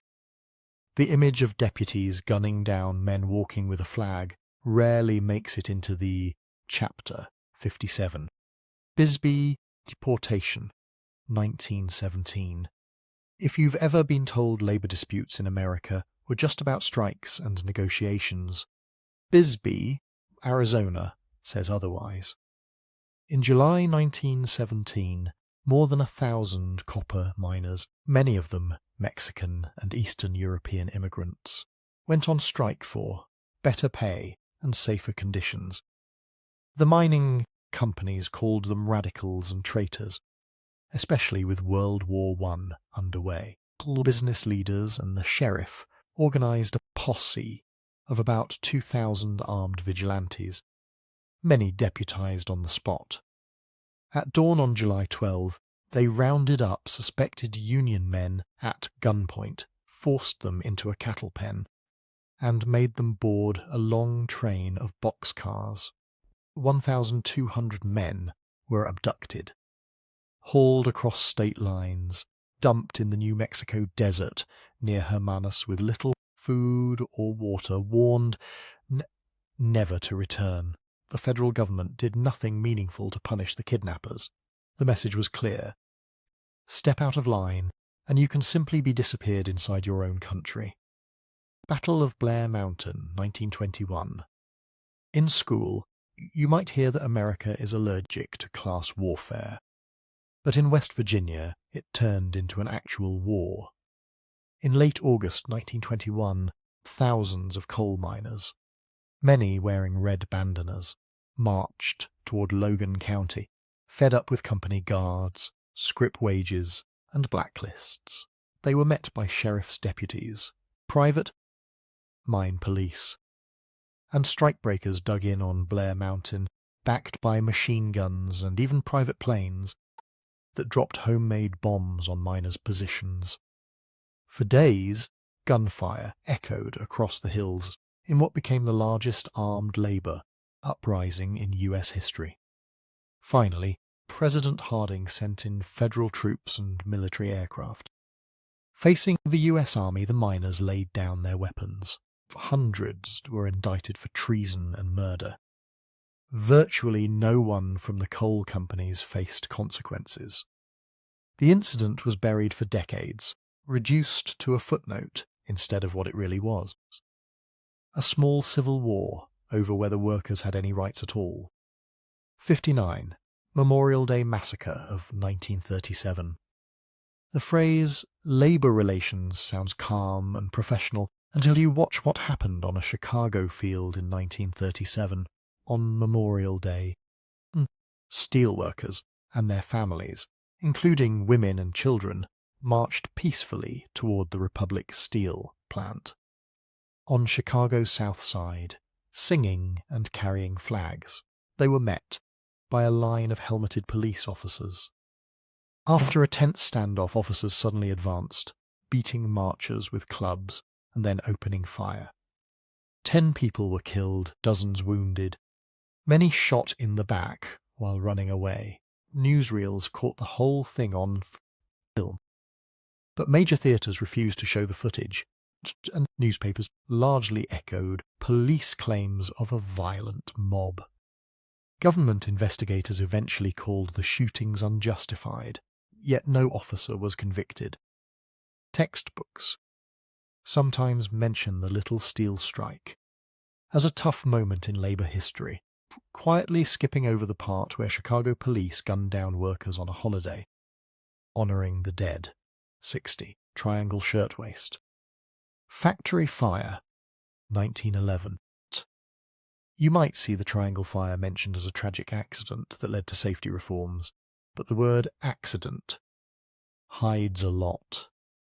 On March 25, 1911, a fire broke out on the upper floors of the Triangle Shirtwaist factory in New York City, where mostly young immigrant women stitched blouses for long hours at low wages.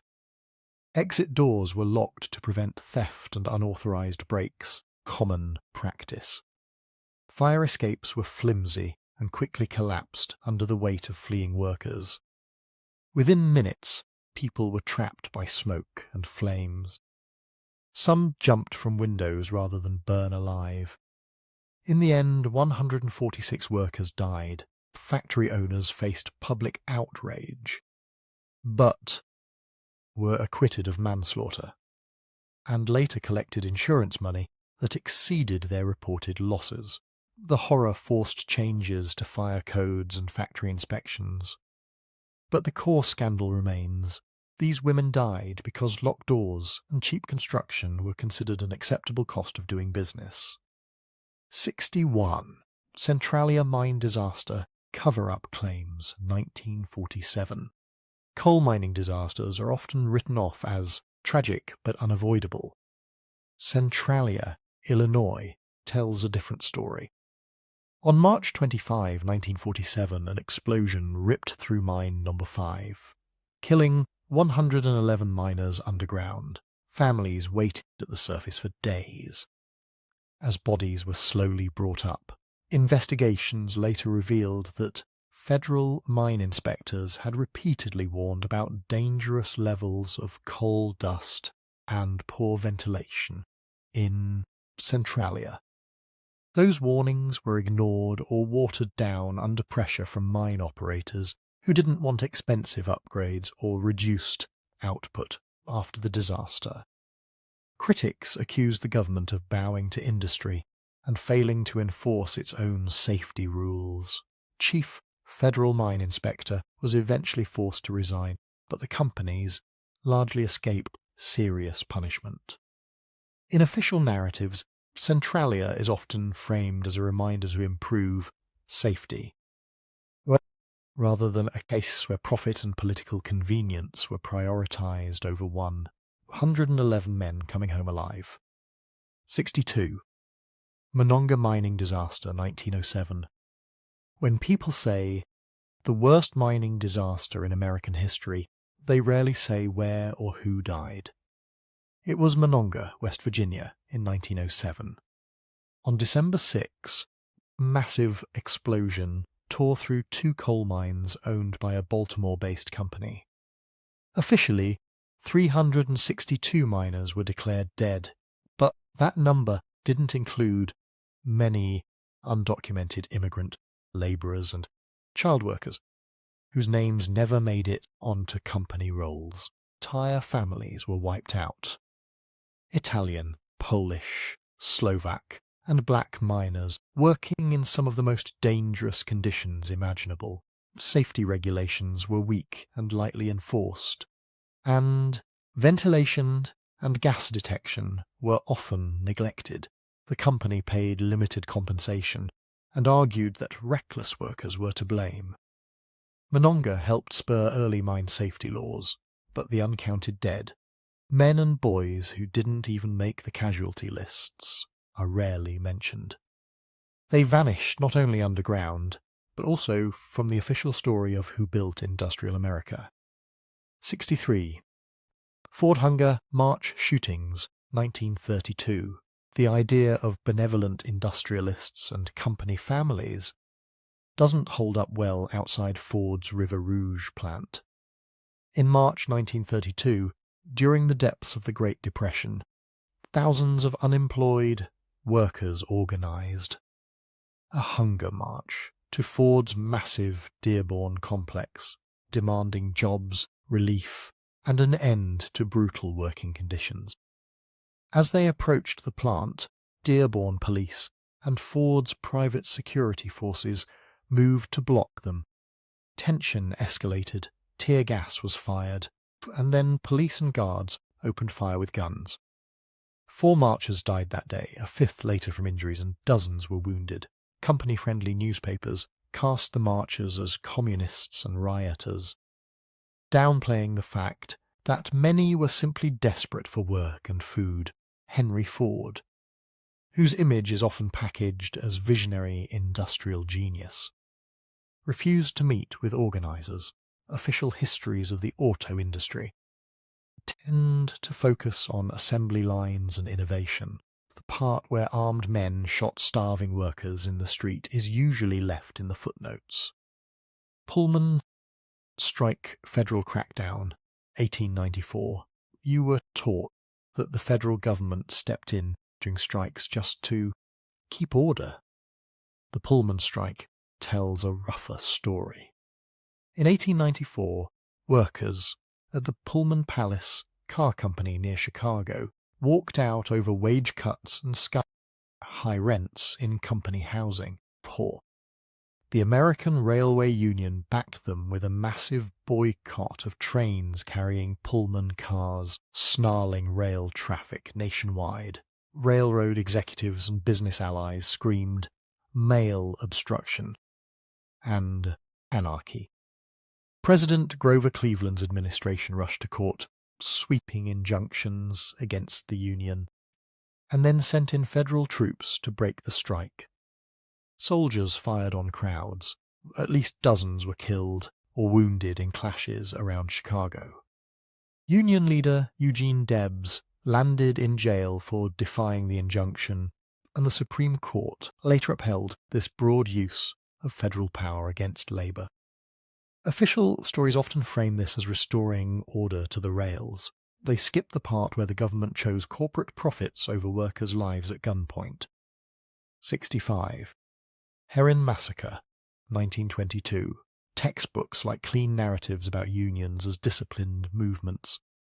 Herrin, Illinois, is the messy version they skip. In June 1922, during a nationwide coal strike, a local mine operator in Herrin tried to break ranks by bringing in non-union workers, strikebreakers, and private guards to run his mine under armed protection. Tensions simmered, then boiled over when Union miners surrounded the mine, exchanged gunfire, eventually captured dozens of strikebreakers who tried to flee. The next day, the prisoners were marched through fields and woods. Some were shot, others beaten to death, their bodies left in ditches. At least 20 people were killed. Press seized on the brutality to paint miners as bloodthirsty mobs, glossing over the inflammatory role of armed guards and the owners' deliberate effort to wreck the strike. Local juries acquitted every defendant.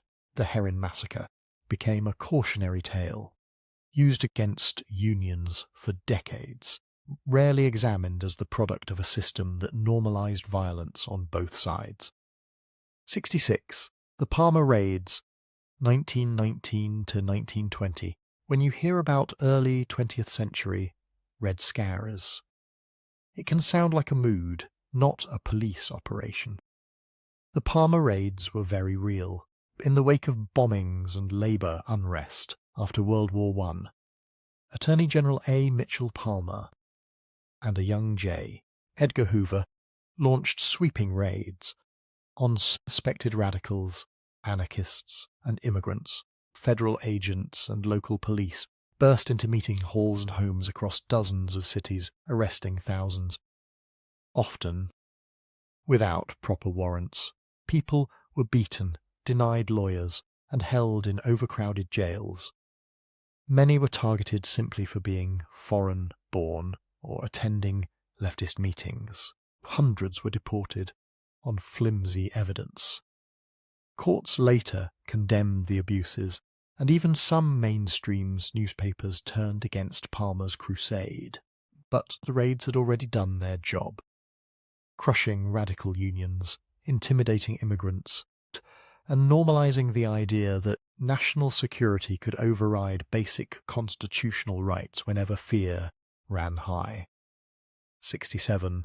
Sacco and Vanzetti case, 1920 to 1927. You might see Nicola Sacco and Bartolomeo Vanzetti mentioned briefly as controversial figures. The controversy is the whole point. In 1920, the two Italian immigrant anarchists were arrested for a robbery and double murder in Massachusetts. The evidence against them was thin and contradictory. Ballistics were disputed, eyewitness accounts shaky. But the courtroom atmosphere was thick with anti-immigrant and anti-radical prejudice. Judge openly mocked their politics, and prosecutors leaned heavily on their anarchist beliefs rather than solid proof. Despite worldwide protests and appeals from intellectuals, workers, and even some prominent Americans, the courts upheld their convictions. Sacco and Vanzetti were executed in 1927. Decades later, Massachusetts officials admitted the trial had been riddled with bias, though they stopped short of formally exonerating them. In official US history, the case is often reduced to a controversial trial. What fades is how fear of foreigners and radicals mattered more than whether two men were actually guilty. 68. The Hollywood Blacklist, 1947 to 1960s. The golden age of Hollywood is usually sold as glamour and creativity. Less mentioned is the blacklist that quietly wrecked lives. After World War II, the House American Activities Committee hauled screenwriters, directors, and actors into hearings, demanding they confess past communist ties and name others. Studios, terrified of bad publicity and government pressure, drew up secret lists of unemployable talent. People who refused to cooperate, or who had the wrong friends or signatures on old petitions, suddenly couldn't get work under their own names. Careers ended overnight, marriages and finances collapsed. Some wrote under pseudonyms or through fronts. Others fled the country. Some never worked in film again. Blacklist wasn't law. It was private industry enforcing political loyalty tests under the shadow of Congress and the FBI. When textbooks refer to the era as a tense time in Hollywood, they're smoothing over a coordinated campaign of soft censorship and fear. 69. Lavender Scare purges, 1940s, 1960s. You might have heard of the Red Scare. The Lavender Scare ran alongside it and hit a different target. In the early Cold War, federal officials claimed that gay men and lesbians were security risks, supposedly vulnerable to blackmail by foreign agents, under executive orders and internal policies. Thousands of federal employees were investigated, interrogated about their personal lives, fired or forced to resign solely because of suspected homosexuality. Careers in the State Department, military, and intelligence agencies were quietly destroyed. Some people lost not just jobs but pensions and housing. The FBI compiled secret files. Congress held lurid hearings. No evidence ever showed that gay employees posed special security dangers. Purges helped cement a culture of fear and silence. The Lavender Scare rarely gets more than a sentence in textbooks, yet it shaped federal employment policies and ruined lives for decades, all in the name of moralities and security. 70. Green Corn Rebellion Repression, 1917. Rural Oklahoma isn't where most people expect an anti-war uprising, which is probably why you never heard of the Green Corn Rebellion. In August 1917, as the US imposed the draft for World War I, mix of poor tenant farmers, socialists, and members of the radical working-class union plotted to resist conscription. The plan was half fantasy, half desperation. March to Washington, living off stolen green corn along the way, and spark a broader revolt. Before they could get far, local authorities, vigilantes and posses confronted and scattered them. There were a few gunfights, several wounded, and at least 3 men killed. Federal government and state courts then came down hard. Dozens were arrested, given long prison sentences, and the WCU was crushed. Newspapers mocked the rebels as ignorant hillbillies. But officials used the incident to justify sweeping crackdowns on left-wing group across the country.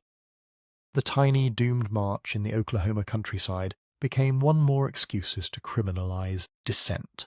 71. Espionage Act, jailing of Eugene Debs, 1918. If you were told America has always fiercely protected free speech, Eugene Debs is the counterexample.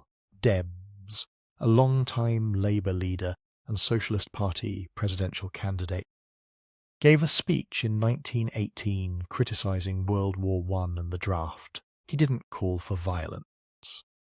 He warned that workers were being shipped to die for corporate profits. Under the Espionage Act, the Wilson administration charged him with obstructing military recruitment. A jury convicted him, and he was sentenced to 10 years in federal prison. The Supreme Court upheld the verdict, basically saying wartime criticism could be treated like sabotage. Debs ran for president from his cell in 1920 and got nearly 1 million votes. He stayed locked up until President Harding commuted his sentence. Textbooks like to quote the First Amendment. They rarely mention that one of the most famous American socialists went to prison mostly for a speech, 72. Operation Wetback, 1954. The name alone tells you how officials thought about the people they targeted.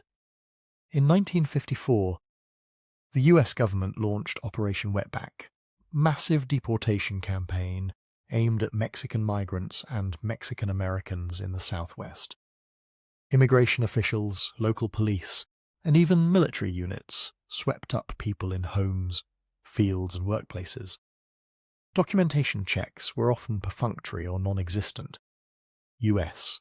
Citizens of Mexican descent were detained and deported alongside undocumented workers. Packed into buses, trucks and ships, many were dumped in remote parts of Mexico with little food or water.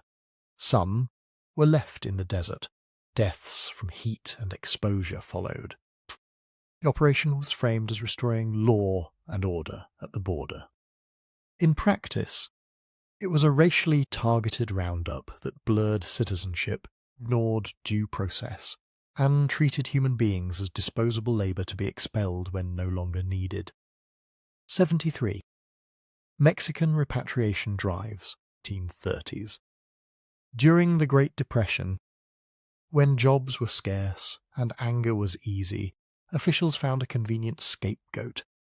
Between 1929 and the late 1930s, federal, state, and local authorities orchestrated what they called repatriation drives, encouraging or forcing people of Mexican descent to leave the United States. Raids on barrios, welfare offices, and workplaces pressured families to voluntarily sign up for trains to Mexico under threat of arrest or loss of assistance. Many as 1 million people were expelled or frightened into leaving, and historians estimate up to 60% were US citizens, often children born here. There were no formal hearings, no real legal process. Whole communities vanished from cities like Los Angeles and Detroit. Textbooks focus on New Deal programs and Dust Bowl migrants. They rarely mention that at the same time, the government and local elites used economic crisis as cover to cleanse cities of Mexican and Mexican-American residents. 74.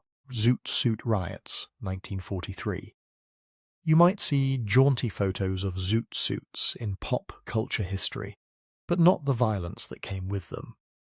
In 1943, white U.S. servicemen on leave in Los Angeles began roaming the streets attacking Mexican-American youths, especially those wearing the oversized, draped suits popular in black and Latino neighborhoods.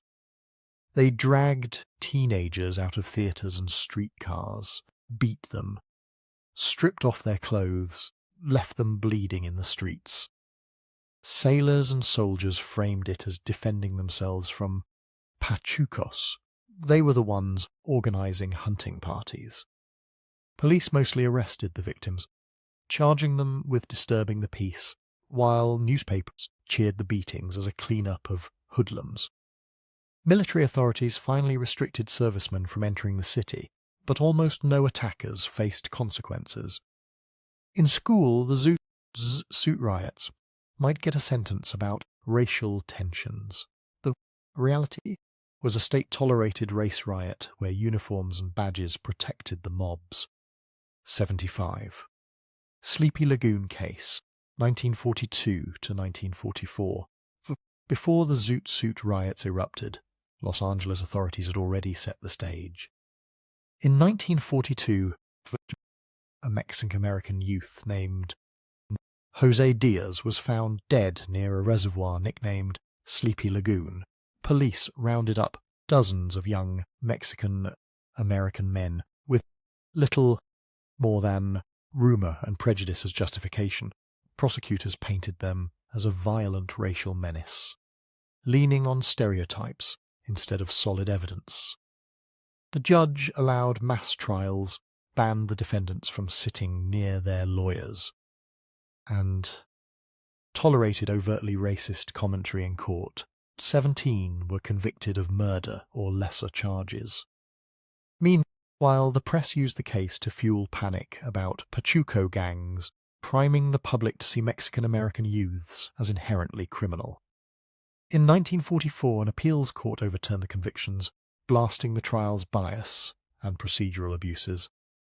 The young men were freed, but the damage was done. The Sleepy Lagoon case became the legal excuse and media template for the violence that followed. 76. San Patricio Tejano reprisals, 1840s to 1850s. Texan history often jumps from the Alamo straight to statehood, skipping the messy part about people caught in between. During the U.S. Mexico War, many Tejanos, Mexican Texans, had complicated loyalties. Some sided with the United States, others sympathized with Mexico, and many simply wanted to survive as armies moved through their land. After U.S. victory and annexation, Anglo settlers and officials increasingly treated Tejanos as a suspect population. Regardless of which side they'd chosen, accusations of disloyalty justified land seizures, forced sales, and vigilante violence. Families who had held ranches for generations suddenly found their titles challenged or ignored. Courts and sheriffs rarely sided with Spanish-speaking claimants. In some areas, organized bands targeted Tejano communities with intimidation and murder, pushing them off valuable property. On paper, Texas became part of a larger democracy. In practice, many long-time residents were dispossessed, punished not for any proven treason, for being the wrong ethnicity in a newly conquered territory. 77. Peonage in the post-war South, 1865 to 1940s. The story usually goes, the Civil War ended, slavery was abolished, and then came segregation. That neat arc skips an ugly in between. After emancipation, Southern landowners devised systems of debt peonage and forced labour to keep black workers tied to plantations and mines. Sharecroppers were advanced supplies at inflated prices. Then told, at harvest time, they still owed money and couldn't leave. Post.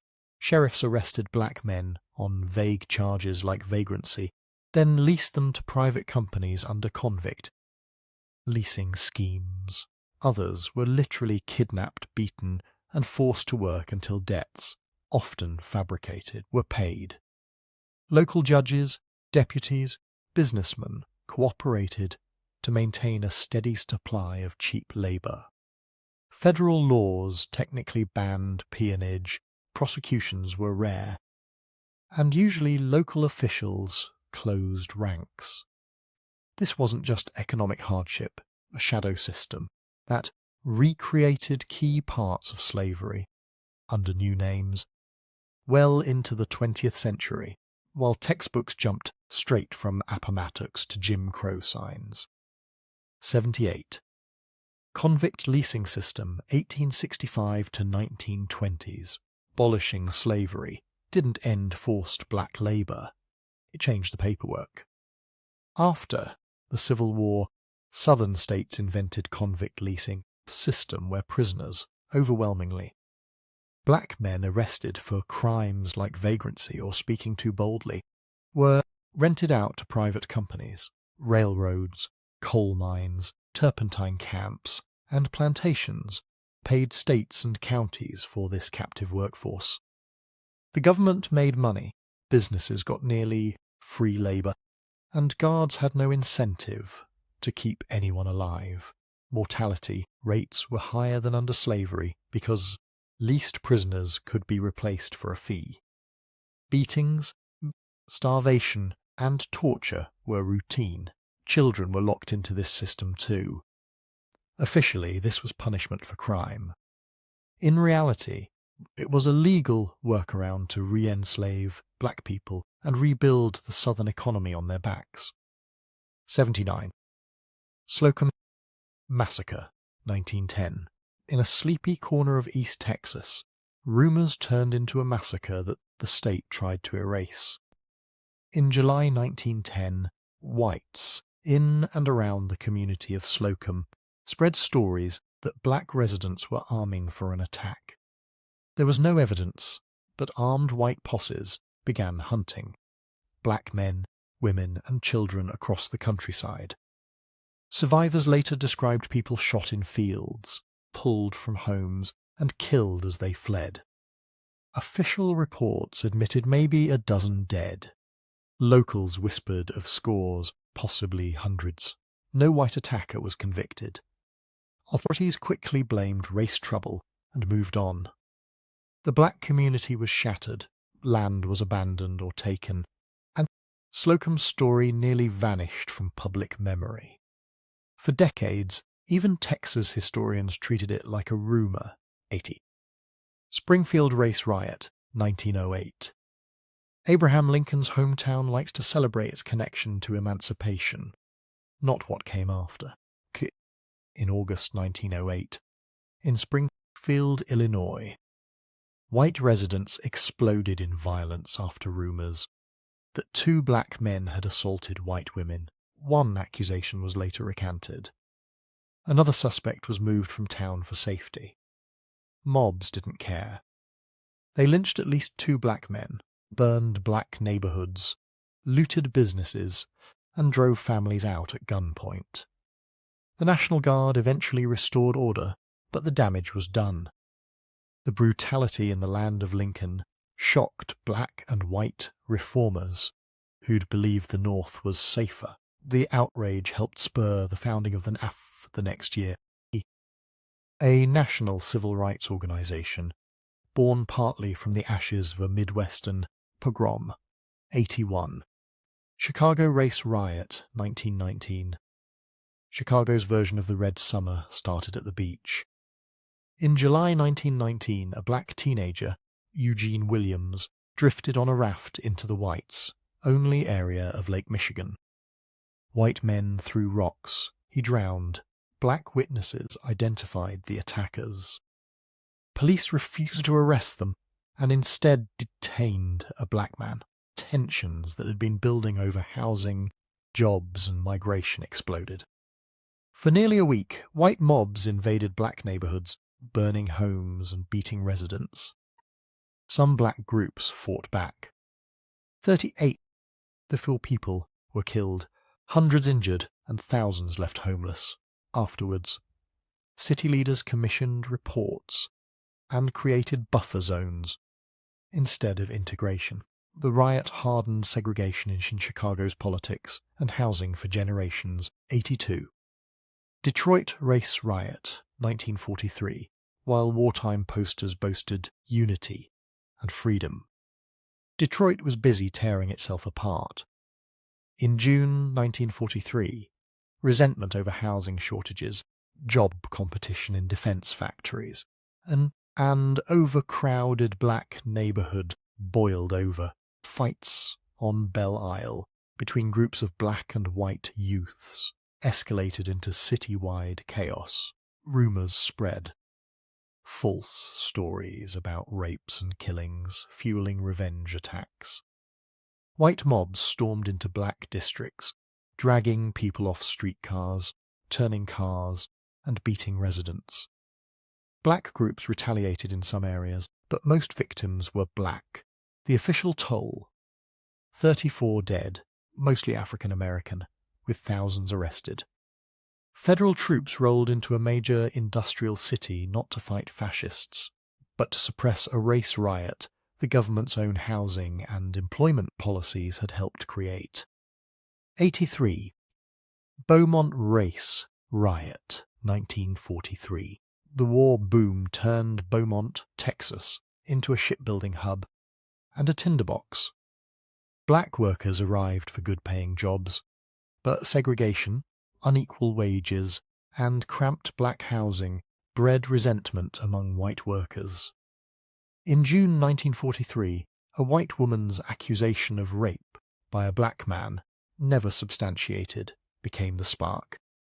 White mobs, many drawn from the shipyards, rampaged through black neighborhoods, burning homes and businesses, assaulting residents, and shooting at anyone who resisted.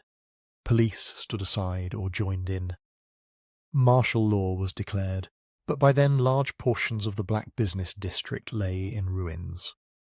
Official accounts downplayed the scale and causes. Textbooks call a wartime labor disturbance. was, on the ground, a racially targeted attack designed to remind black workers their new wages didn't come with safety 84. Atlanta Washerwomen's Strike Suppression 1881. Long before corporate unions, black working-class women in Atlanta staged one of the South's boldest labour actions. In 1881, thousands of black washerwomen, who scrubbed white families' clothes by hand for miserable pay, organised the Washing Society. They demanded higher wages and respect for their labour, threatening to halt laundry service across the city. White elites panicked. Police began arresting strikers for disorderly conduct. City officials tried to crush the movement with new licensing fees meant to bankrupt them. Landlords threatened to evict organisers. Despite the pressure, the women held firm, coordinated door-to-door organising won significant wage increases from many customers. The strike showed the power of black women's collective action in the post. Reconstruction, South. Predictably, later histories celebrated railroads and businessmen, not the laundresses who briefly brought a city to its knees. 85. Moynihan-era welfare surveillance of poor mothers. In the 1960s and 70s, the so-called war on poverty came with a side of spying. After the Moynihan Report painted black families as pathologically matriarchal, local welfare departments treated poor mothers, especially black women, as suspects, not clients.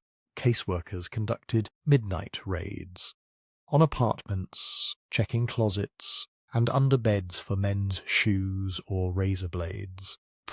They found evidence of a boyfriend. Payments could be cut off under man in the house rules. Neighbours were encouraged to snitch. Women were interrogated about their sex lives, parenting and spending habits. Welfare officers wielded food and rent money as leverage to enforce middle-class morality. Policing relationships and reproduction. The message was clear. If you were poor and black, the price of survival was surrendering privacy and dignity to the state. 86. Forced sterilizations in California prisons. California didn't leave eugenics behind in the 1930s.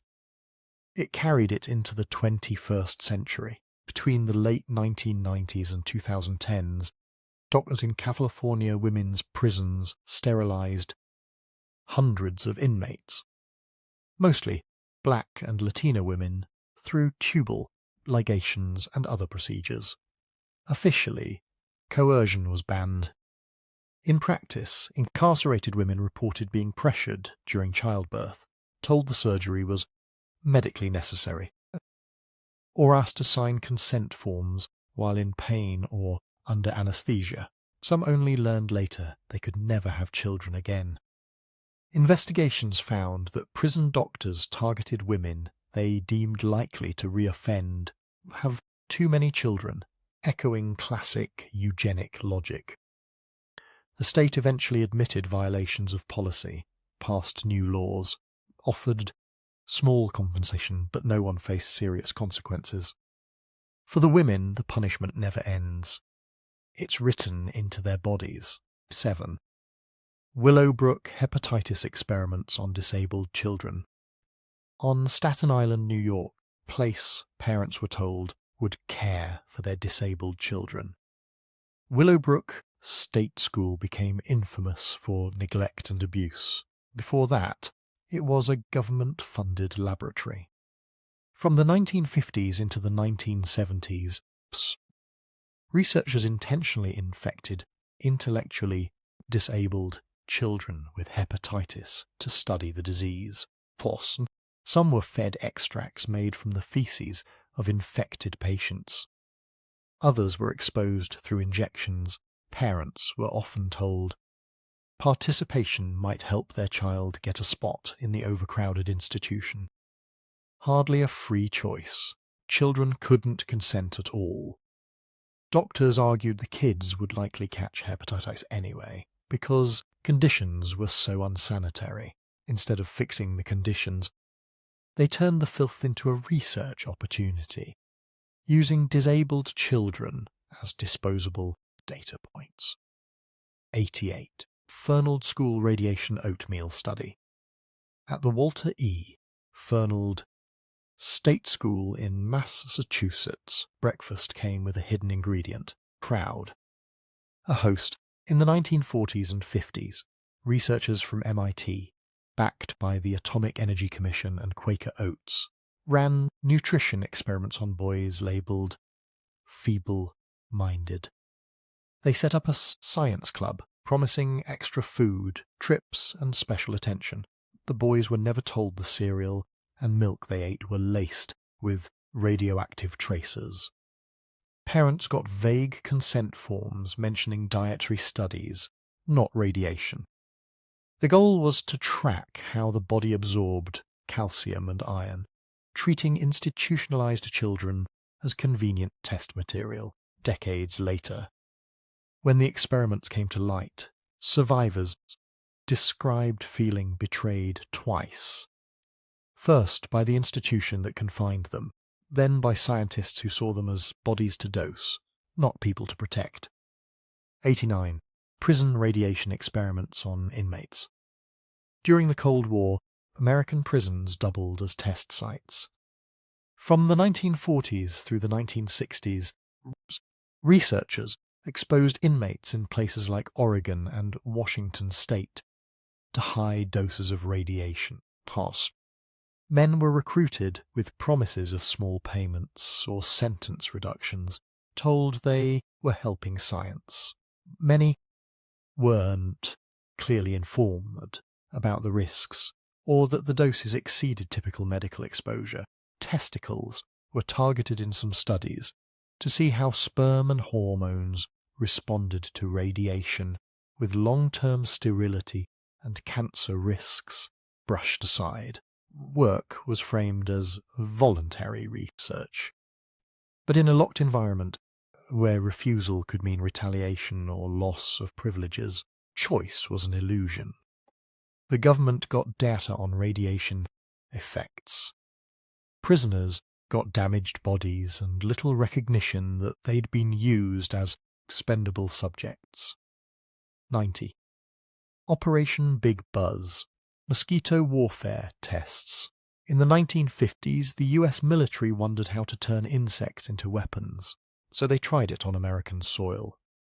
In 1955's Operation Big Buzz, the army bred over 300,000 Aedes aegypti mosquitoes, the same species that can spread yellow fever and dengue. They packed them into bombs and dropped them over parts of Georgia to see how far they'd disperse and how eagerly they'd bite. For the test, the insects weren't deliberately infected, but the point was proof of concept. Could you deliver disease, carrying bugs over a city? Soldiers collected data on how many mosquitoes found and bit people. Local residents were never meaningfully informed. To the Pentagon, it was a successful feasibility study. To the people being quietly used as bite targets, it was just an unusually bad mosquito season. 91. Operation Big Itch. Flea dispersal trials. Mosquitoes weren't the only creatures drafted into the biowarfare program. A year earlier, in 1954, the Army ran Operation Big Itch at Dugway Proving Ground in Utah, testing whether fleas could be scattered over wide areas using bomblets. Researchers loaded warheads with uninfected rat fleas, potential carriers of plague and other diseases, and detonated them over test ranges.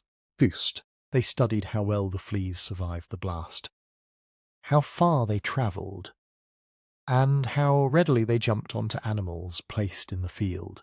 Some tests went wrong, with fleas escaping into unintended areas, forcing temporary evacuations. Official reports emphasised that no pathogens were used. What they didn't emphasise was the larger plan, perfecting delivery systems, so, in wartime, Fleas and insects could be swapped out for ones carrying real, lethal diseases. 92. Project Shad. Human test subjects in secret Pentagon shipboard experiments.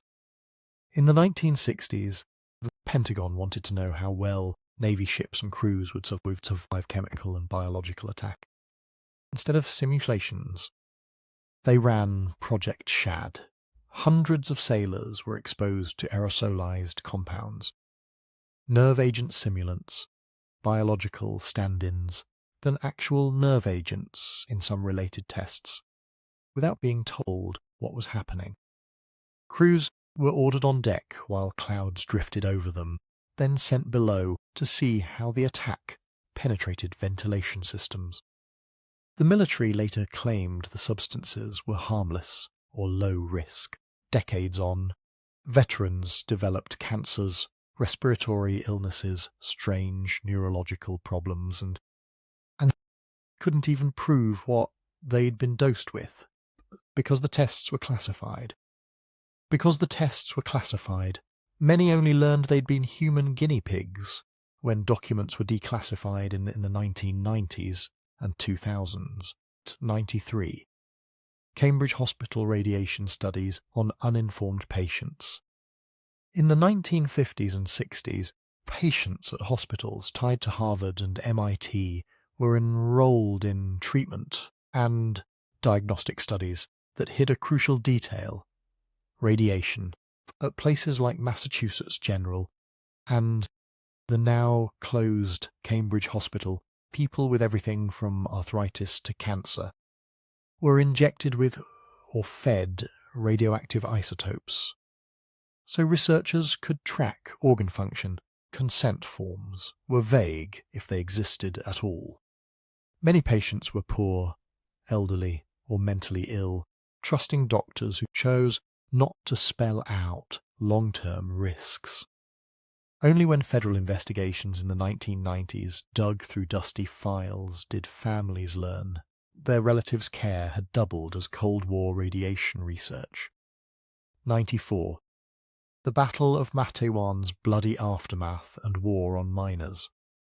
In 1920, coal miners in Matewan, West Virginia, briefly won a showdown against Baldwin, Felt's Company gunmen. The coal operators made sure they paid for it. The next year, private detectives, state police, and federal prosecutors worked together to crush the Umwa in the region. Union sympathizers were arrested on as dubious charges, blacklisted from the mines, or beaten by deputized thugs. Sid Hatfield, pro-union police chief, who'd stood up to the coal guards, was gunned down on a courthouse staircase in 1921 in front of his wife. Trials dragged on for years, with selective prosecutions aimed at union leaders, while company violence went unpunished.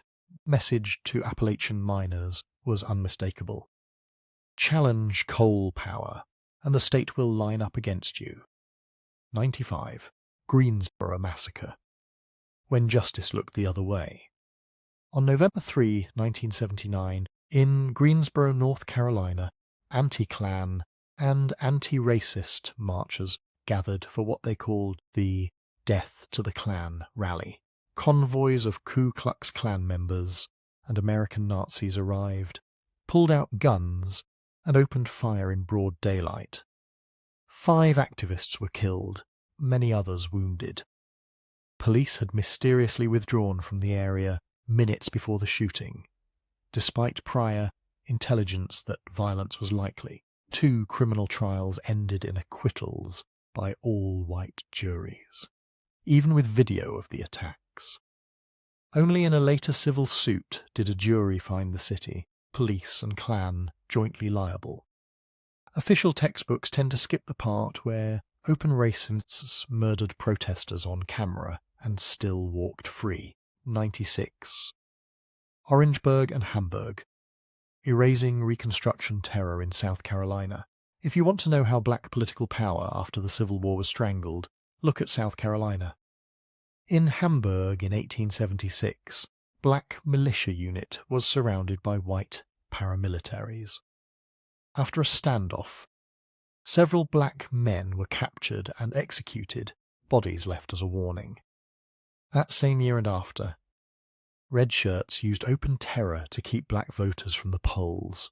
Fast forward to 1968 in Orangeburg, when state troopers fired into a crowd of mostly black students protesting a segregated bowling alley, killing 3 and wounding dozens. In both eras, officials blamed the victims and protected the shooters. Together, Hamburg and Orangeburg trace a straight line. From Reconstruction's violent overthrow to Jim Crow's deadly enforcement. 97, Port Chicago disaster and the mutiny that wasn't. In July 1944, at Port Chicago Naval Magazine in California, poorly trained, segregated black sailors were ordered to load ammunition at breakneck speed under white officers. Safety protocols were ignored, complaints brushed aside.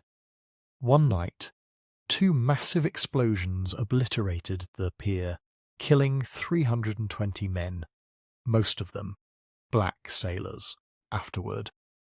Surviving black enlisted men, terrified and aware nothing had changed, refused to resume the same unsafe loading. The Navy charged 50 of them with mutiny, the largest such trial in its history. Thurgood Marshall, observing for the NAAC EP, called it a racist sham.